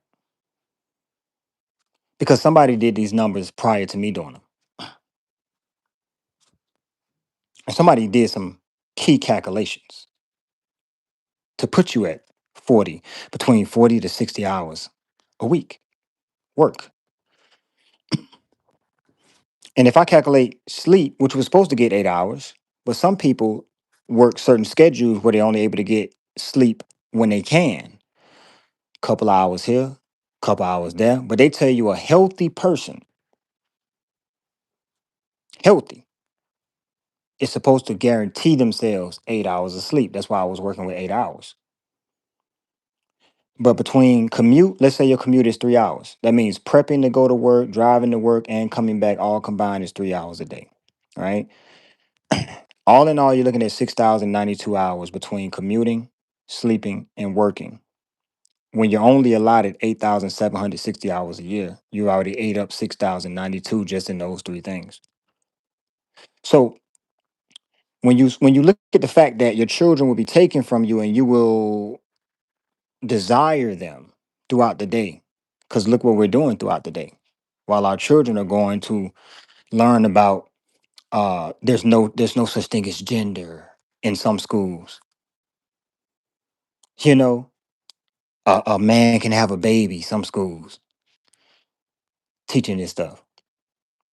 Christopher Columbus, fake. Martin Luther King, fake. I know it hurt, but sometimes maybe we got to go through the pain before we heal. And now they're saying, somebody had hit me up and said, "Man, I think they're allowing Bibles back in schools." Let me look that up too, because I just heard that. I just heard that the other day. Let me see.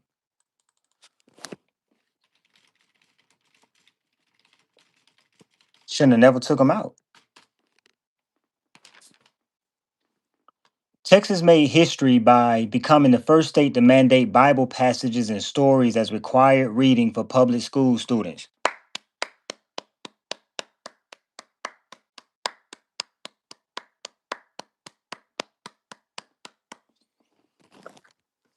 Hey, I'm gonna give a round of applause when a round of applause is due. To me, that's great uh, uh, progress. Texas did it first, right? They said just recently, uh, they mandated Bible passages and stories as required reading for public school students. I mean, come on, man. A little bit of progress is better than nothing, right? A little bit is better than nothing. That's Texas. Started with Texas. So others places like Utah, Louisiana, and Oklahoma have proposed their policy. to come to their areas. But Texas was the first, just recently, to directly integrate it into the mandatory state curriculum. Hey, I'm in good old Texas, baby. Hey, I'm what Judah was before they turned it into Texas. Seemed like the tide may be turning. Come on now. Come on. Come on now. I'm in Texas, what Judah was. Mm. Whew. I like that, man. I like that. I'm not gonna get picky with I wonder what version they gonna be reading, as long as they reading it. You know what I'm saying? As long as they reading it. All right. Let's continue here. Where are we at?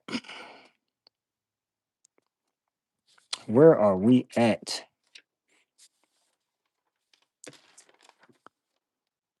Oxen, your sons and daughters shall be given unto another people. Your eyes gonna look for them and fail with longing for them all day, and there shall be no might in thine hand. The fruit of the land, the laborers shall be a nation which thou knowest not. They shall eat up the fruit of your land, and thou shalt be only oppressed and crushed always, so that thou shalt be mad for the sight of thine eyes, which thou shalt see. No, I'm not the only one, y'all. But why would there be slogans, make America great again, if it was always great? So even your leaders agree that it needs to come back to form with their own quotes.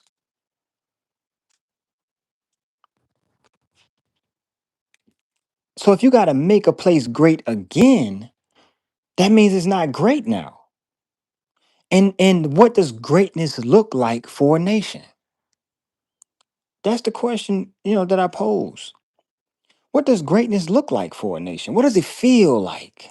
What does it look like? And we can even go deep as what does it taste like? You know what I'm saying? It should taste like milk and honey. All right? Not gin and juice. And you know what? Y'all remember when I came on the other day? You remember the whole new world? Hold on. Cause they've been wanting to bring us into a whole new world since Aladdin.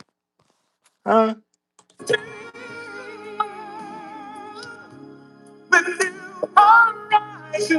With new horizons, the whole new world.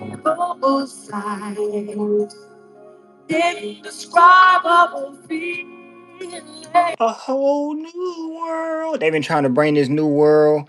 But get what? We kicking against it though. And instead of people being happy that people out here kicking against it, right? Man, you better enjoy this time that we in. It's a time of light versus dark, good and evil. We got some people kicking. But this whole new world they talking about with Aladdin. Story time through and endless diamond sky. Oh, don't you dare close your eyes. This whole new world. I'm like a shooting star. Yeah, you like a shooting star, a whole new world. They've been saying this ever since Aladdin. They've been trying to put this new world together. But like I told y'all, they're not really worried about your brother getting into this transatlantic slave trade. They're too busy racing to the top of the AI, the tree of knowledge of good and evil. They all racing to the top of it. It's a race. I'm not really worried about this because enough people already believed it. You see what I'm saying? But I'm going through to show you that these people were in the land. And the Lord say your land is going to be cursed that you in. People going to come from all nations from afar and you're going to be crushed. So they went from offensive to defensive. They've been on the defense. Okay? I asked a young boy who came in there, he was a young guy, he had a basketball. I said, "Hey man, you play a little ball?" He said, "Yes, sir." I said, man, I like your manners, man. You're gonna go far in life, man. I say, let me ask you a question. Which one is more important? Defense or offense? Which one would you build your team around? That young man looked at me right in my eye. He said, I'll build it around the defense. I said, why so? He said, because you can turn a defense into offense.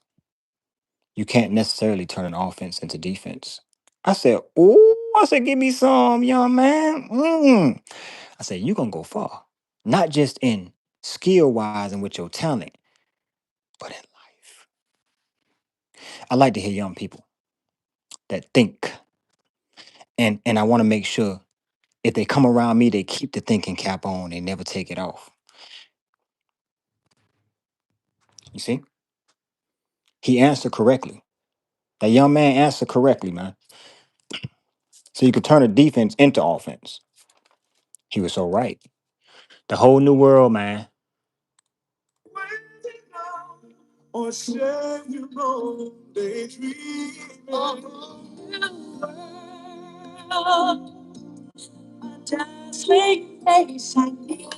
So in order, like I said, in order to bring people into a new world, you got to deplete the old one.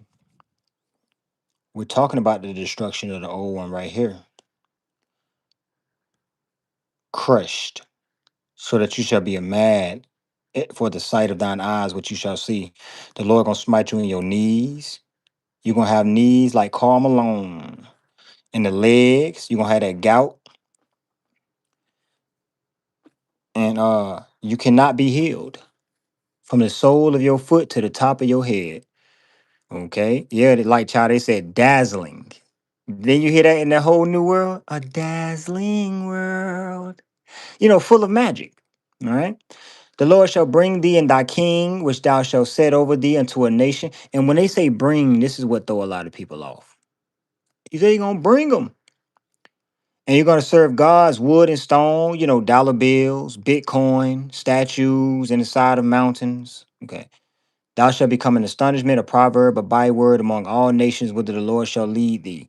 Thou shalt carry much seed out into the field, and shall gather but little in, but the locust shall consume it. You shall plant vineyards and dress them, but you shall not drink of that wine, or the grapes, for the worm shall eat them. Thou shalt have olive trees throughout all your coasts, but thou shalt not anoint thyself with the oil, for thine olive shall cast its fruit. You shall beget sons and daughters, but shall not enjoy them, for they shall go into captivity. All thy trees and the fruit of your land shall the locust consume. The stranger that is within thee shall. See, this is why I don't want to let people know too, man. Look, this land is not yielding what people think it is yielding, man. It's not. It is not producing what people think it is producing. So you may say, "Bag, well, how do we have all this food and stuff like that?" First off, let me go back to the bodies. Because the Bible said that they're gonna begin to eat their own children.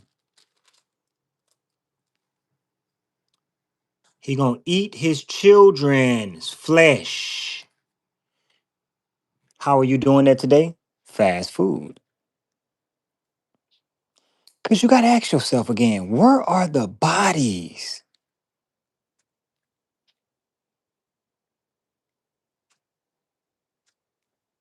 See, this is something that people can't stomach. Literally can't stomach. There's no pun intended. How many people die per day in the United States? And whenever you get into this, people first thing they say, cremation, cremation. When the last time? Man, everybody ain't being cremated. Man.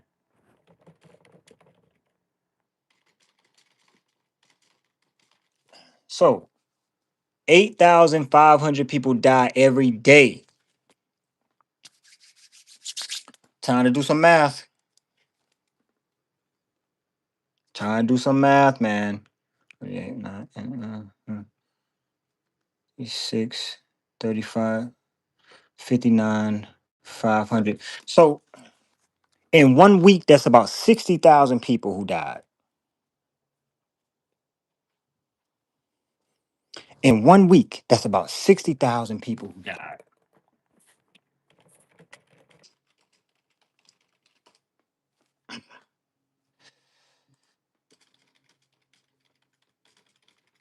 60,000, right? Let me see.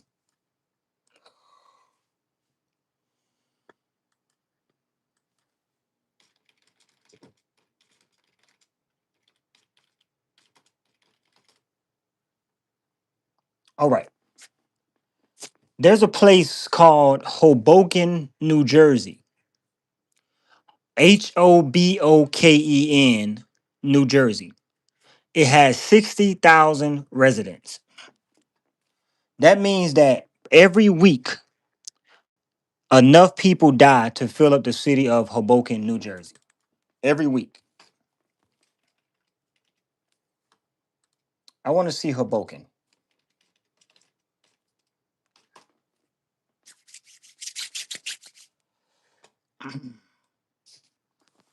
He's in Hoboken. I guess this is Hoboken with a lot of people walking around too. About 60,000 worth of people. That's Hoboken. Let me see something about Hoboken here. Hoboken. Downtown Hoboken, 60,000 residents. Oh, they all crossing the street? They all out there like that? Oh, that's a lot of people. It's a lot of people in Hoboken. That's a lot. So every week, enough people die in the United States to fill up this whole entire city called Hoboken, New Jersey.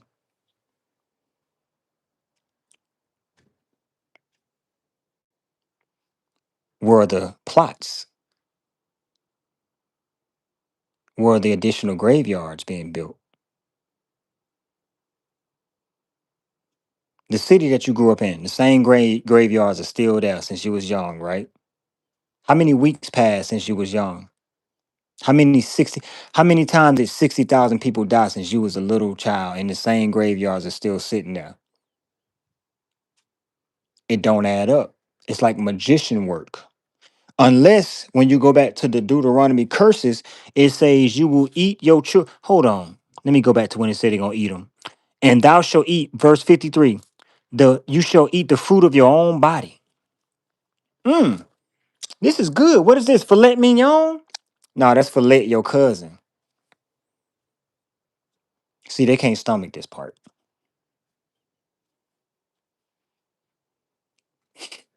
That's filet your cousin. Okay? It said they're gonna eat the fruit of their own body, the flesh of their sons and daughters they're gonna eat, which the Lord thy God have given thee, in the siege and in the straitness, wherewith thine enemies shall distress thee, so that the man that is tender among you and very delicate, tender and delicate, his eye shall be evil toward his brother and toward his wife of his bosom and towards the remnant of his children which he shall leave, so that he will not give any of them of the flesh of his children whom he shall eat, because he don't have nothing. Huh? Is it filet mignon or is it filet Carl? Is it filet Shaquanisha? Where are the bodies? No one knows. Okay? No one knows. So if hold on, that's 60,000 a week. It's 52 weeks in a year. Mm, mm, mm, mm. So that's 3, 4, 3, 0, 0, 0, 0, 2, 1, 3. So that's 3,120,000 a year. 3,120,000 a year. Now let me see how many graves does the biggest graveyard hold or holding right now.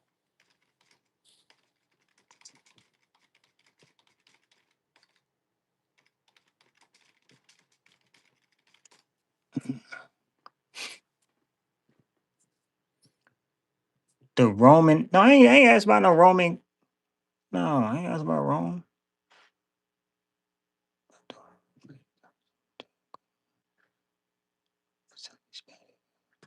Ooh, I gotta go. Hey, I need to take a trip to see this right here. This is amazing. It said they got 1,400 acres. Well, no, no, this is another one. This is the 365 acres, excuse me. Calvary Cemetery. They said it holds 3 million graves, but even if it does hold 3 million graves, that's only 1 year worth of death in the US. So I guess this is the, let me look at the Calvary Cemetery. They said it's the biggest cemetery, and they said it holds 3 million graves. It's in New Jersey. It's a Catholic cemetery.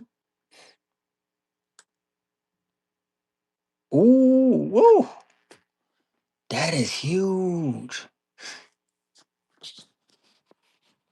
I want to get a bigger picture of this thing. How I get a bigger picture of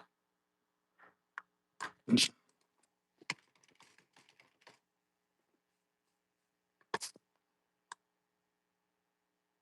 Whoa, but is that actually 3 million though? I know you could barely. Let me turn this light off though.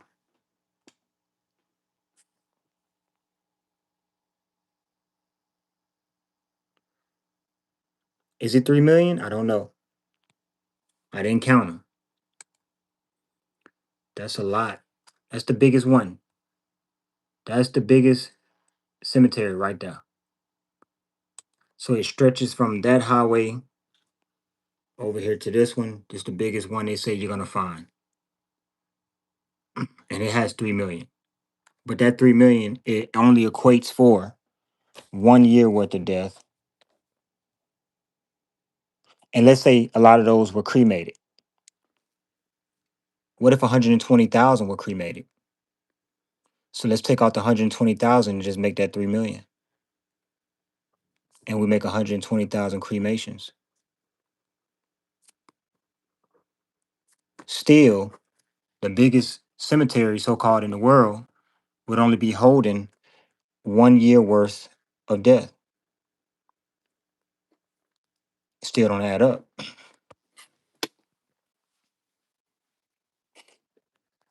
Still don't add up.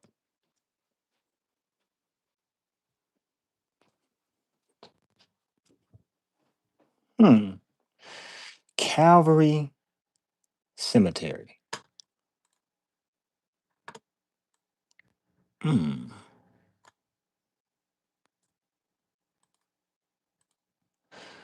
I think this guy did a bicycle ride through it.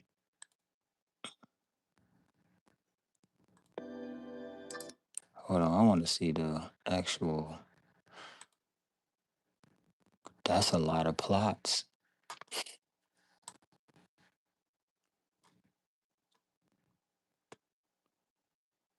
This may be a brighter picture of it right here. It's in New York. But remember, they got the field of blood over there too, where they stacking bodies on top of each other in the ground. That's over there close to that too, in Hart's Island.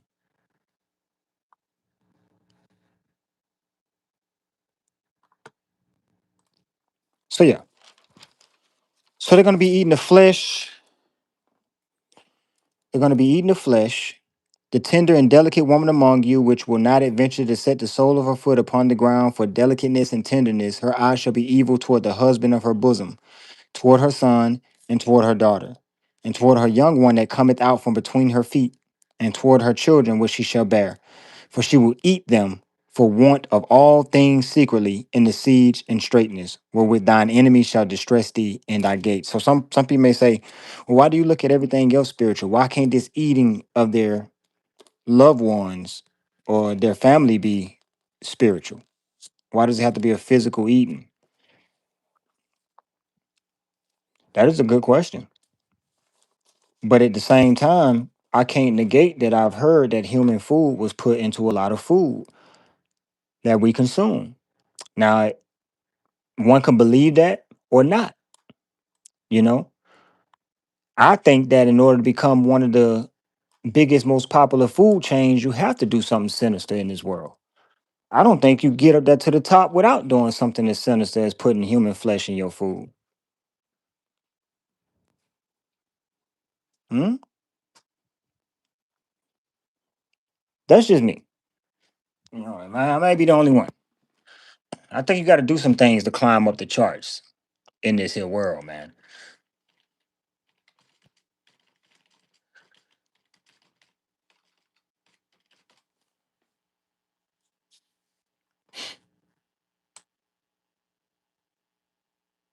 So why did they have so many human meat allegations? Think about this, right? Why did they have so many human meat allegations? Human meat. Why? Of this rabbi from a couple decades ago, and he was bragging about how they grind up children and they put them in the McDonald's meat. I mean, we steal 100 to 300,000 children a year just here in this country. And we drain their blood and we mix it with a Passover bread, and then we throw the bodies into the slaughterhouses that we own, and we grind up all the bodies in the sausage and the hamburger. McDonald's is one of our favorite outlets, and the people, they eat it for breakfast, they eat their children for lunch. Us Jews, we got to do what we do. It makes a lot of sense because McDonald's, the amount of burgers that they serve, there's not even that many cows in the world. Come on, man. You heard what he said? With the amount of burgers that they sell per day, how did you slaughter that many cows so expeditiously? Come on, y'all, think. We already did the math.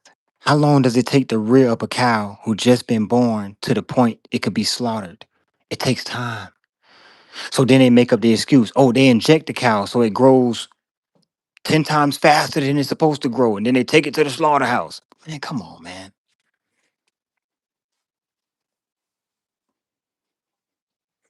Come on, man.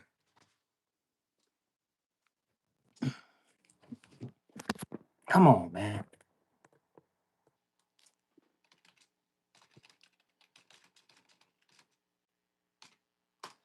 Excuse me. McDonald's goes through 1.96 million pounds of beef every day. 60, rounded off, 60 million pounds a month. 60 million pounds a month? And I think they're downsizing this number. But 2 million pounds of beef every day?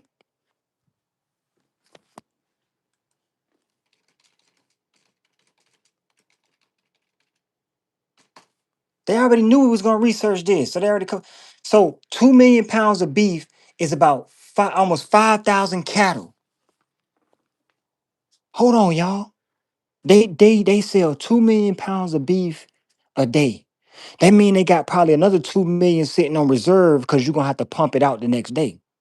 So you mean to tell me 5,000 cattle, right?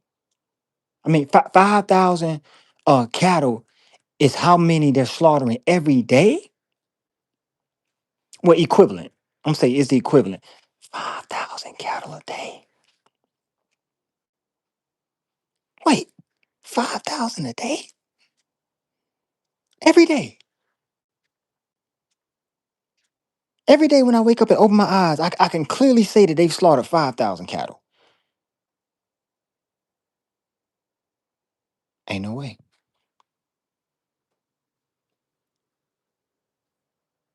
Ain't no way. So that's 35,000 a week. 35,000. And then they tell you it ain't that many. Let me do the math. Hold on. 1, 2, 3, 4, 5. 1, 2, 3, 17. Oh, I ain't even do the fullness on that. 1, 2, 3. Yes, I did.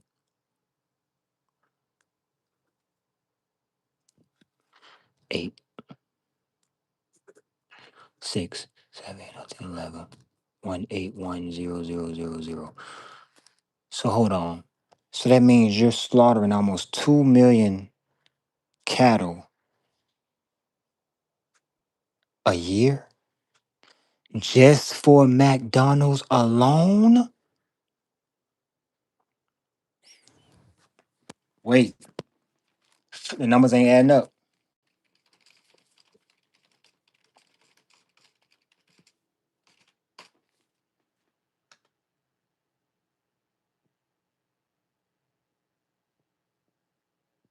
They say there are 86 million heads of cattle in the U.S. and cows. So they mix the number of calves and cattle, the babies. Those include roughly 27.6 million beef cows and 9.57 million dairy cows. Man, I'm not going down that rabbit hole, man. I ain't going down that rabbit hole again, man. You ain't finna get me. Mm-mm. I'm good with just knowing y'all slaughter 5,000 a day just for McDonald's alone, which I do not believe. I'm good. They can keep that rabbit hole. They ain't finna ping pong me with numbers. Bing, bing, bing. Hey, here go 5 million. Here go 30 million. Here go 20 million. Look at this. Nah, I'm good. But anyway, y'all, look, man, I really enjoyed, speaking with y'all today, man. I gotta go down this road. I gotta do this shift tonight. But I thank the Lord for it. What I came to tell y'all is that what I want to conclude this transatlantic slave trade hoax series with is some testimonials. I was supposed to get my brother up here to speak with me today, but I got my schedule changed at the last minute by district. So I was supposed to be off today. And me and my brother's gonna come up and we're gonna speak on a lot of things too as well. We're gonna use this day to kind of do that, but I got my schedule changed in the last minute. All right. So I gotta go in today. I want to thank everybody who been coming in since we first started to kick this series off. I'm not your enemy, I don't even know you to be your enemy. And matter of fact, even if I did get to know you, flesh and blood is not the enemy.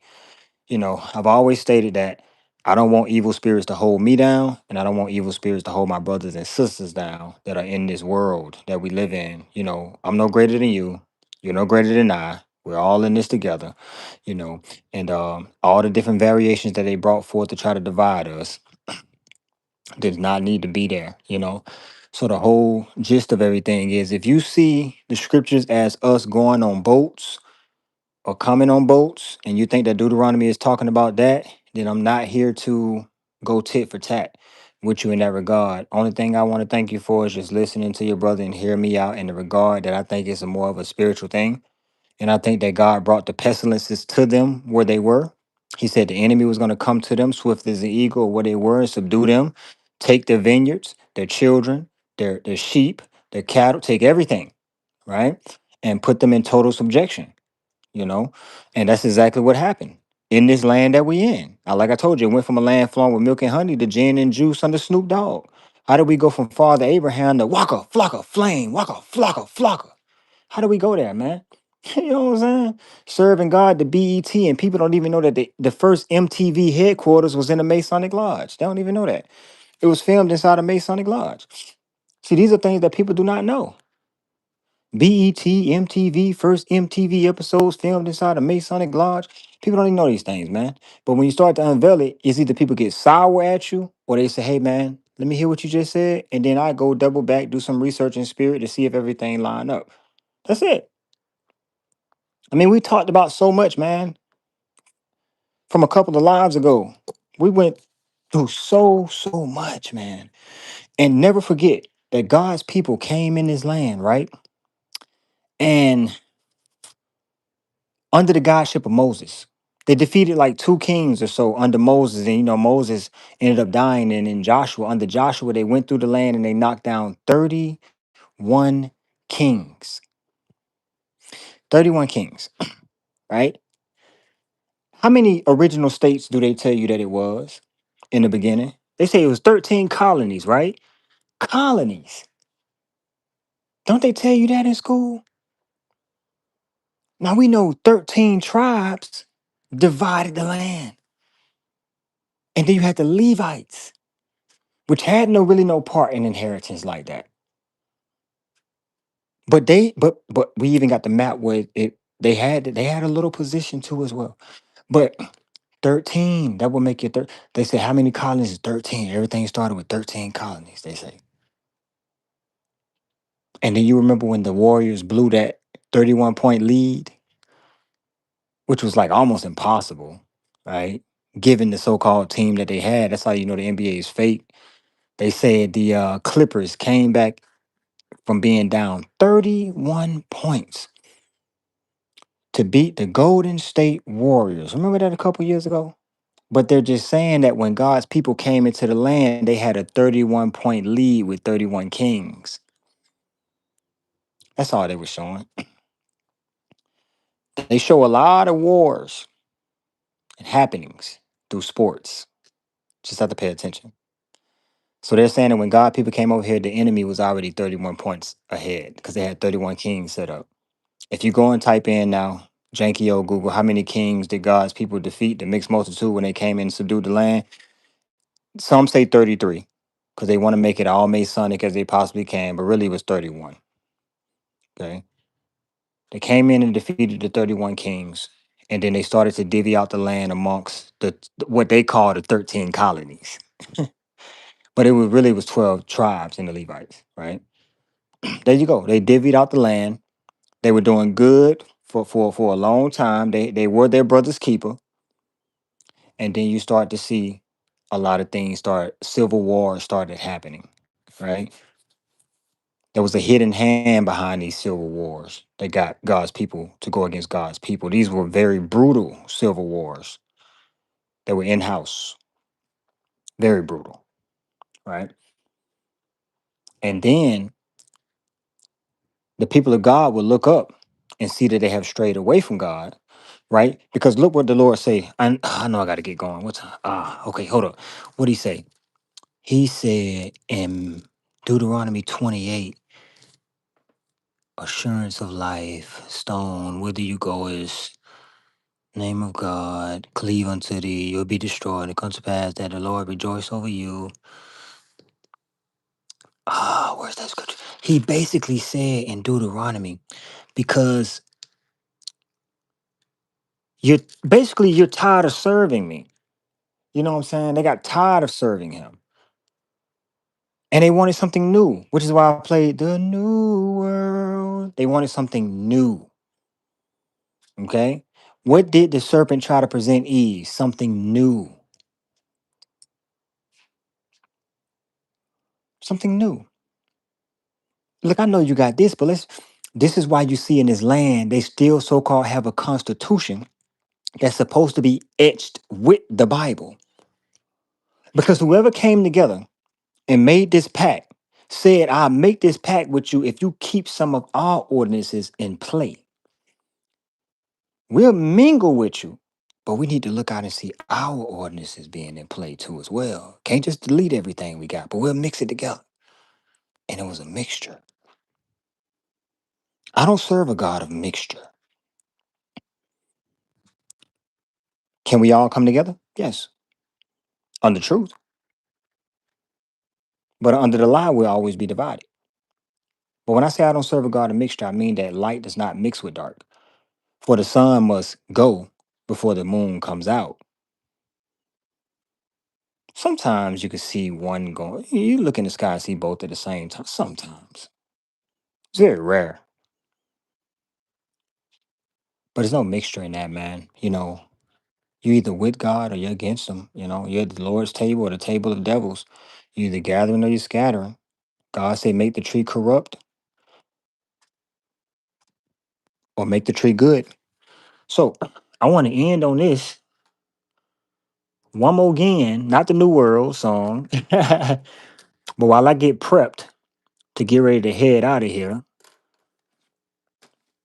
I want to hear this woman not be able to admit one more time that a man can't have a baby. And this will let you know that the times that we're in, and don't believe everybody, y'all, because everybody got an opinion, but everybody don't got God. Dr. Verma, I wasn't sure I understood your answer to Senator Moody a moment ago. Do you think that men can get pregnant? I hesitated there because I wasn't sure where the conversation was going or what the goal was. I mean, I do take care of patients with different identities. I take care of many women. I take care of people with different identities. And so that's where I paused. I think, yeah, I wasn't sure where you were going with that. Well, the goal is just the truth. So can men get pregnant? Again, the reason I paused there is I'm not really sure what goal of the The question? goal is just to establish a biological reality. You just said a moment ago that science and evidence should control, not politics. So let's just test that proposition. Can men get pregnant? I take care of people with many identities, but Can men get pregnant? many women that can get pregnant. I do take care of people that don't identify as women. That Can men get pregnant? Again, as I'm saying, Let me just remind you, you testified to a moment ago. Science and evidence should control, not politics. So can men get pregnant? You're a doctor, I think. Science and evidence should guide medicine. Do science and evidence tell us that men can get pregnant? Biological men, can they get pregnant? I also think yes, no questions like this are a political tool. And no, yes, no questions are about the truth, doctor. Let's not make a mockery of this proceeding. This is about science and evidence. And I'm asking you, the United States Supreme Court just heard arguments yesterday at great length on this question. This is not a hypothetical question. This is not theoretical. It affects real people in their real lives. And you're here as an expert, called by the other side as an expert. And you've been telling us that you follow, right, you're a doctor, and you follow the science and the evidence. So I just want to know, based on the science, can men get pregnant? That's a yes or no question. It really is, I think. I think you're trying to reduce the complexity of a lot. I'm not. I'm trying to get, it's not complex. I'm trying to get to an answer, and I'm trying to test, frankly, your veracity as a medical professional and as a scientist. Can men get pregnant? I think you're also conflating It's extraordinary.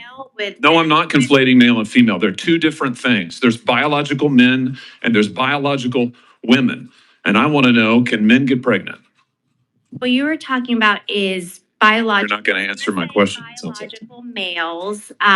This isn't hard, doctor. Can men get pregnant? Yes or no?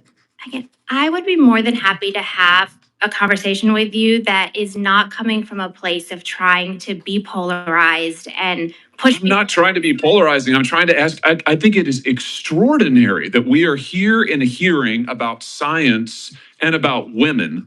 And for the record, it's women who get pregnant, not men. We are here about the safety of women and science that shows that this abortion drug causes adverse health events in 11% of cases. That's 22 times greater than the FDA label, another fact you haven't acknowledged. And yet you won't even acknowledge the basic reality that biological men don't get pregnant. There's a difference between biological men and biological women. I don't know how we can take you seriously and your claims to be a person of science if you won't level with this on this basic issue. I thought we were past all of this, frankly. I can't believe we're still here talking about this. I am a person of science, and I'm also someone here who's here to represent the complex experiences of my patients. And I don't think polarized language or questions serve that goal. I don't think they serve the American people. It is not polarizing to say that there is a scientific difference between men and women. And I want this to be clear and for the record. It is not polarizing to say that women are a biological reality and should be treated and protected as such. That is not polarizing. That is truth. It is also, by the way, the United States Constitution, which offers unique protections to women in a variety of circumstances as women. And your refusal to recognize women as women and men as men is deeply corrosive to science, to public trust, and yes, to constitutional protections for women as women. And I think it's extraordinary that you would sit here and advance a political agenda that has been thoroughly discredited and rejected by the American people in this forum. And I'm glad we had this exchange because it is exceptionally clarifying. It is also in many ways quite depressing. I see that my time has nearly expired. I just want to thank the other witnesses for being here. Thank you for protecting women and children. Thank you for your valiant efforts. Thank you for following the science. And before we leave, never forget that in the Smithsonian Museum, they have Dorothy's red shoes. Your brother said that everything in that Smithsonian Museum is a lie. They have Dorothy's shoes in there. But you can't get home watching Dorothy.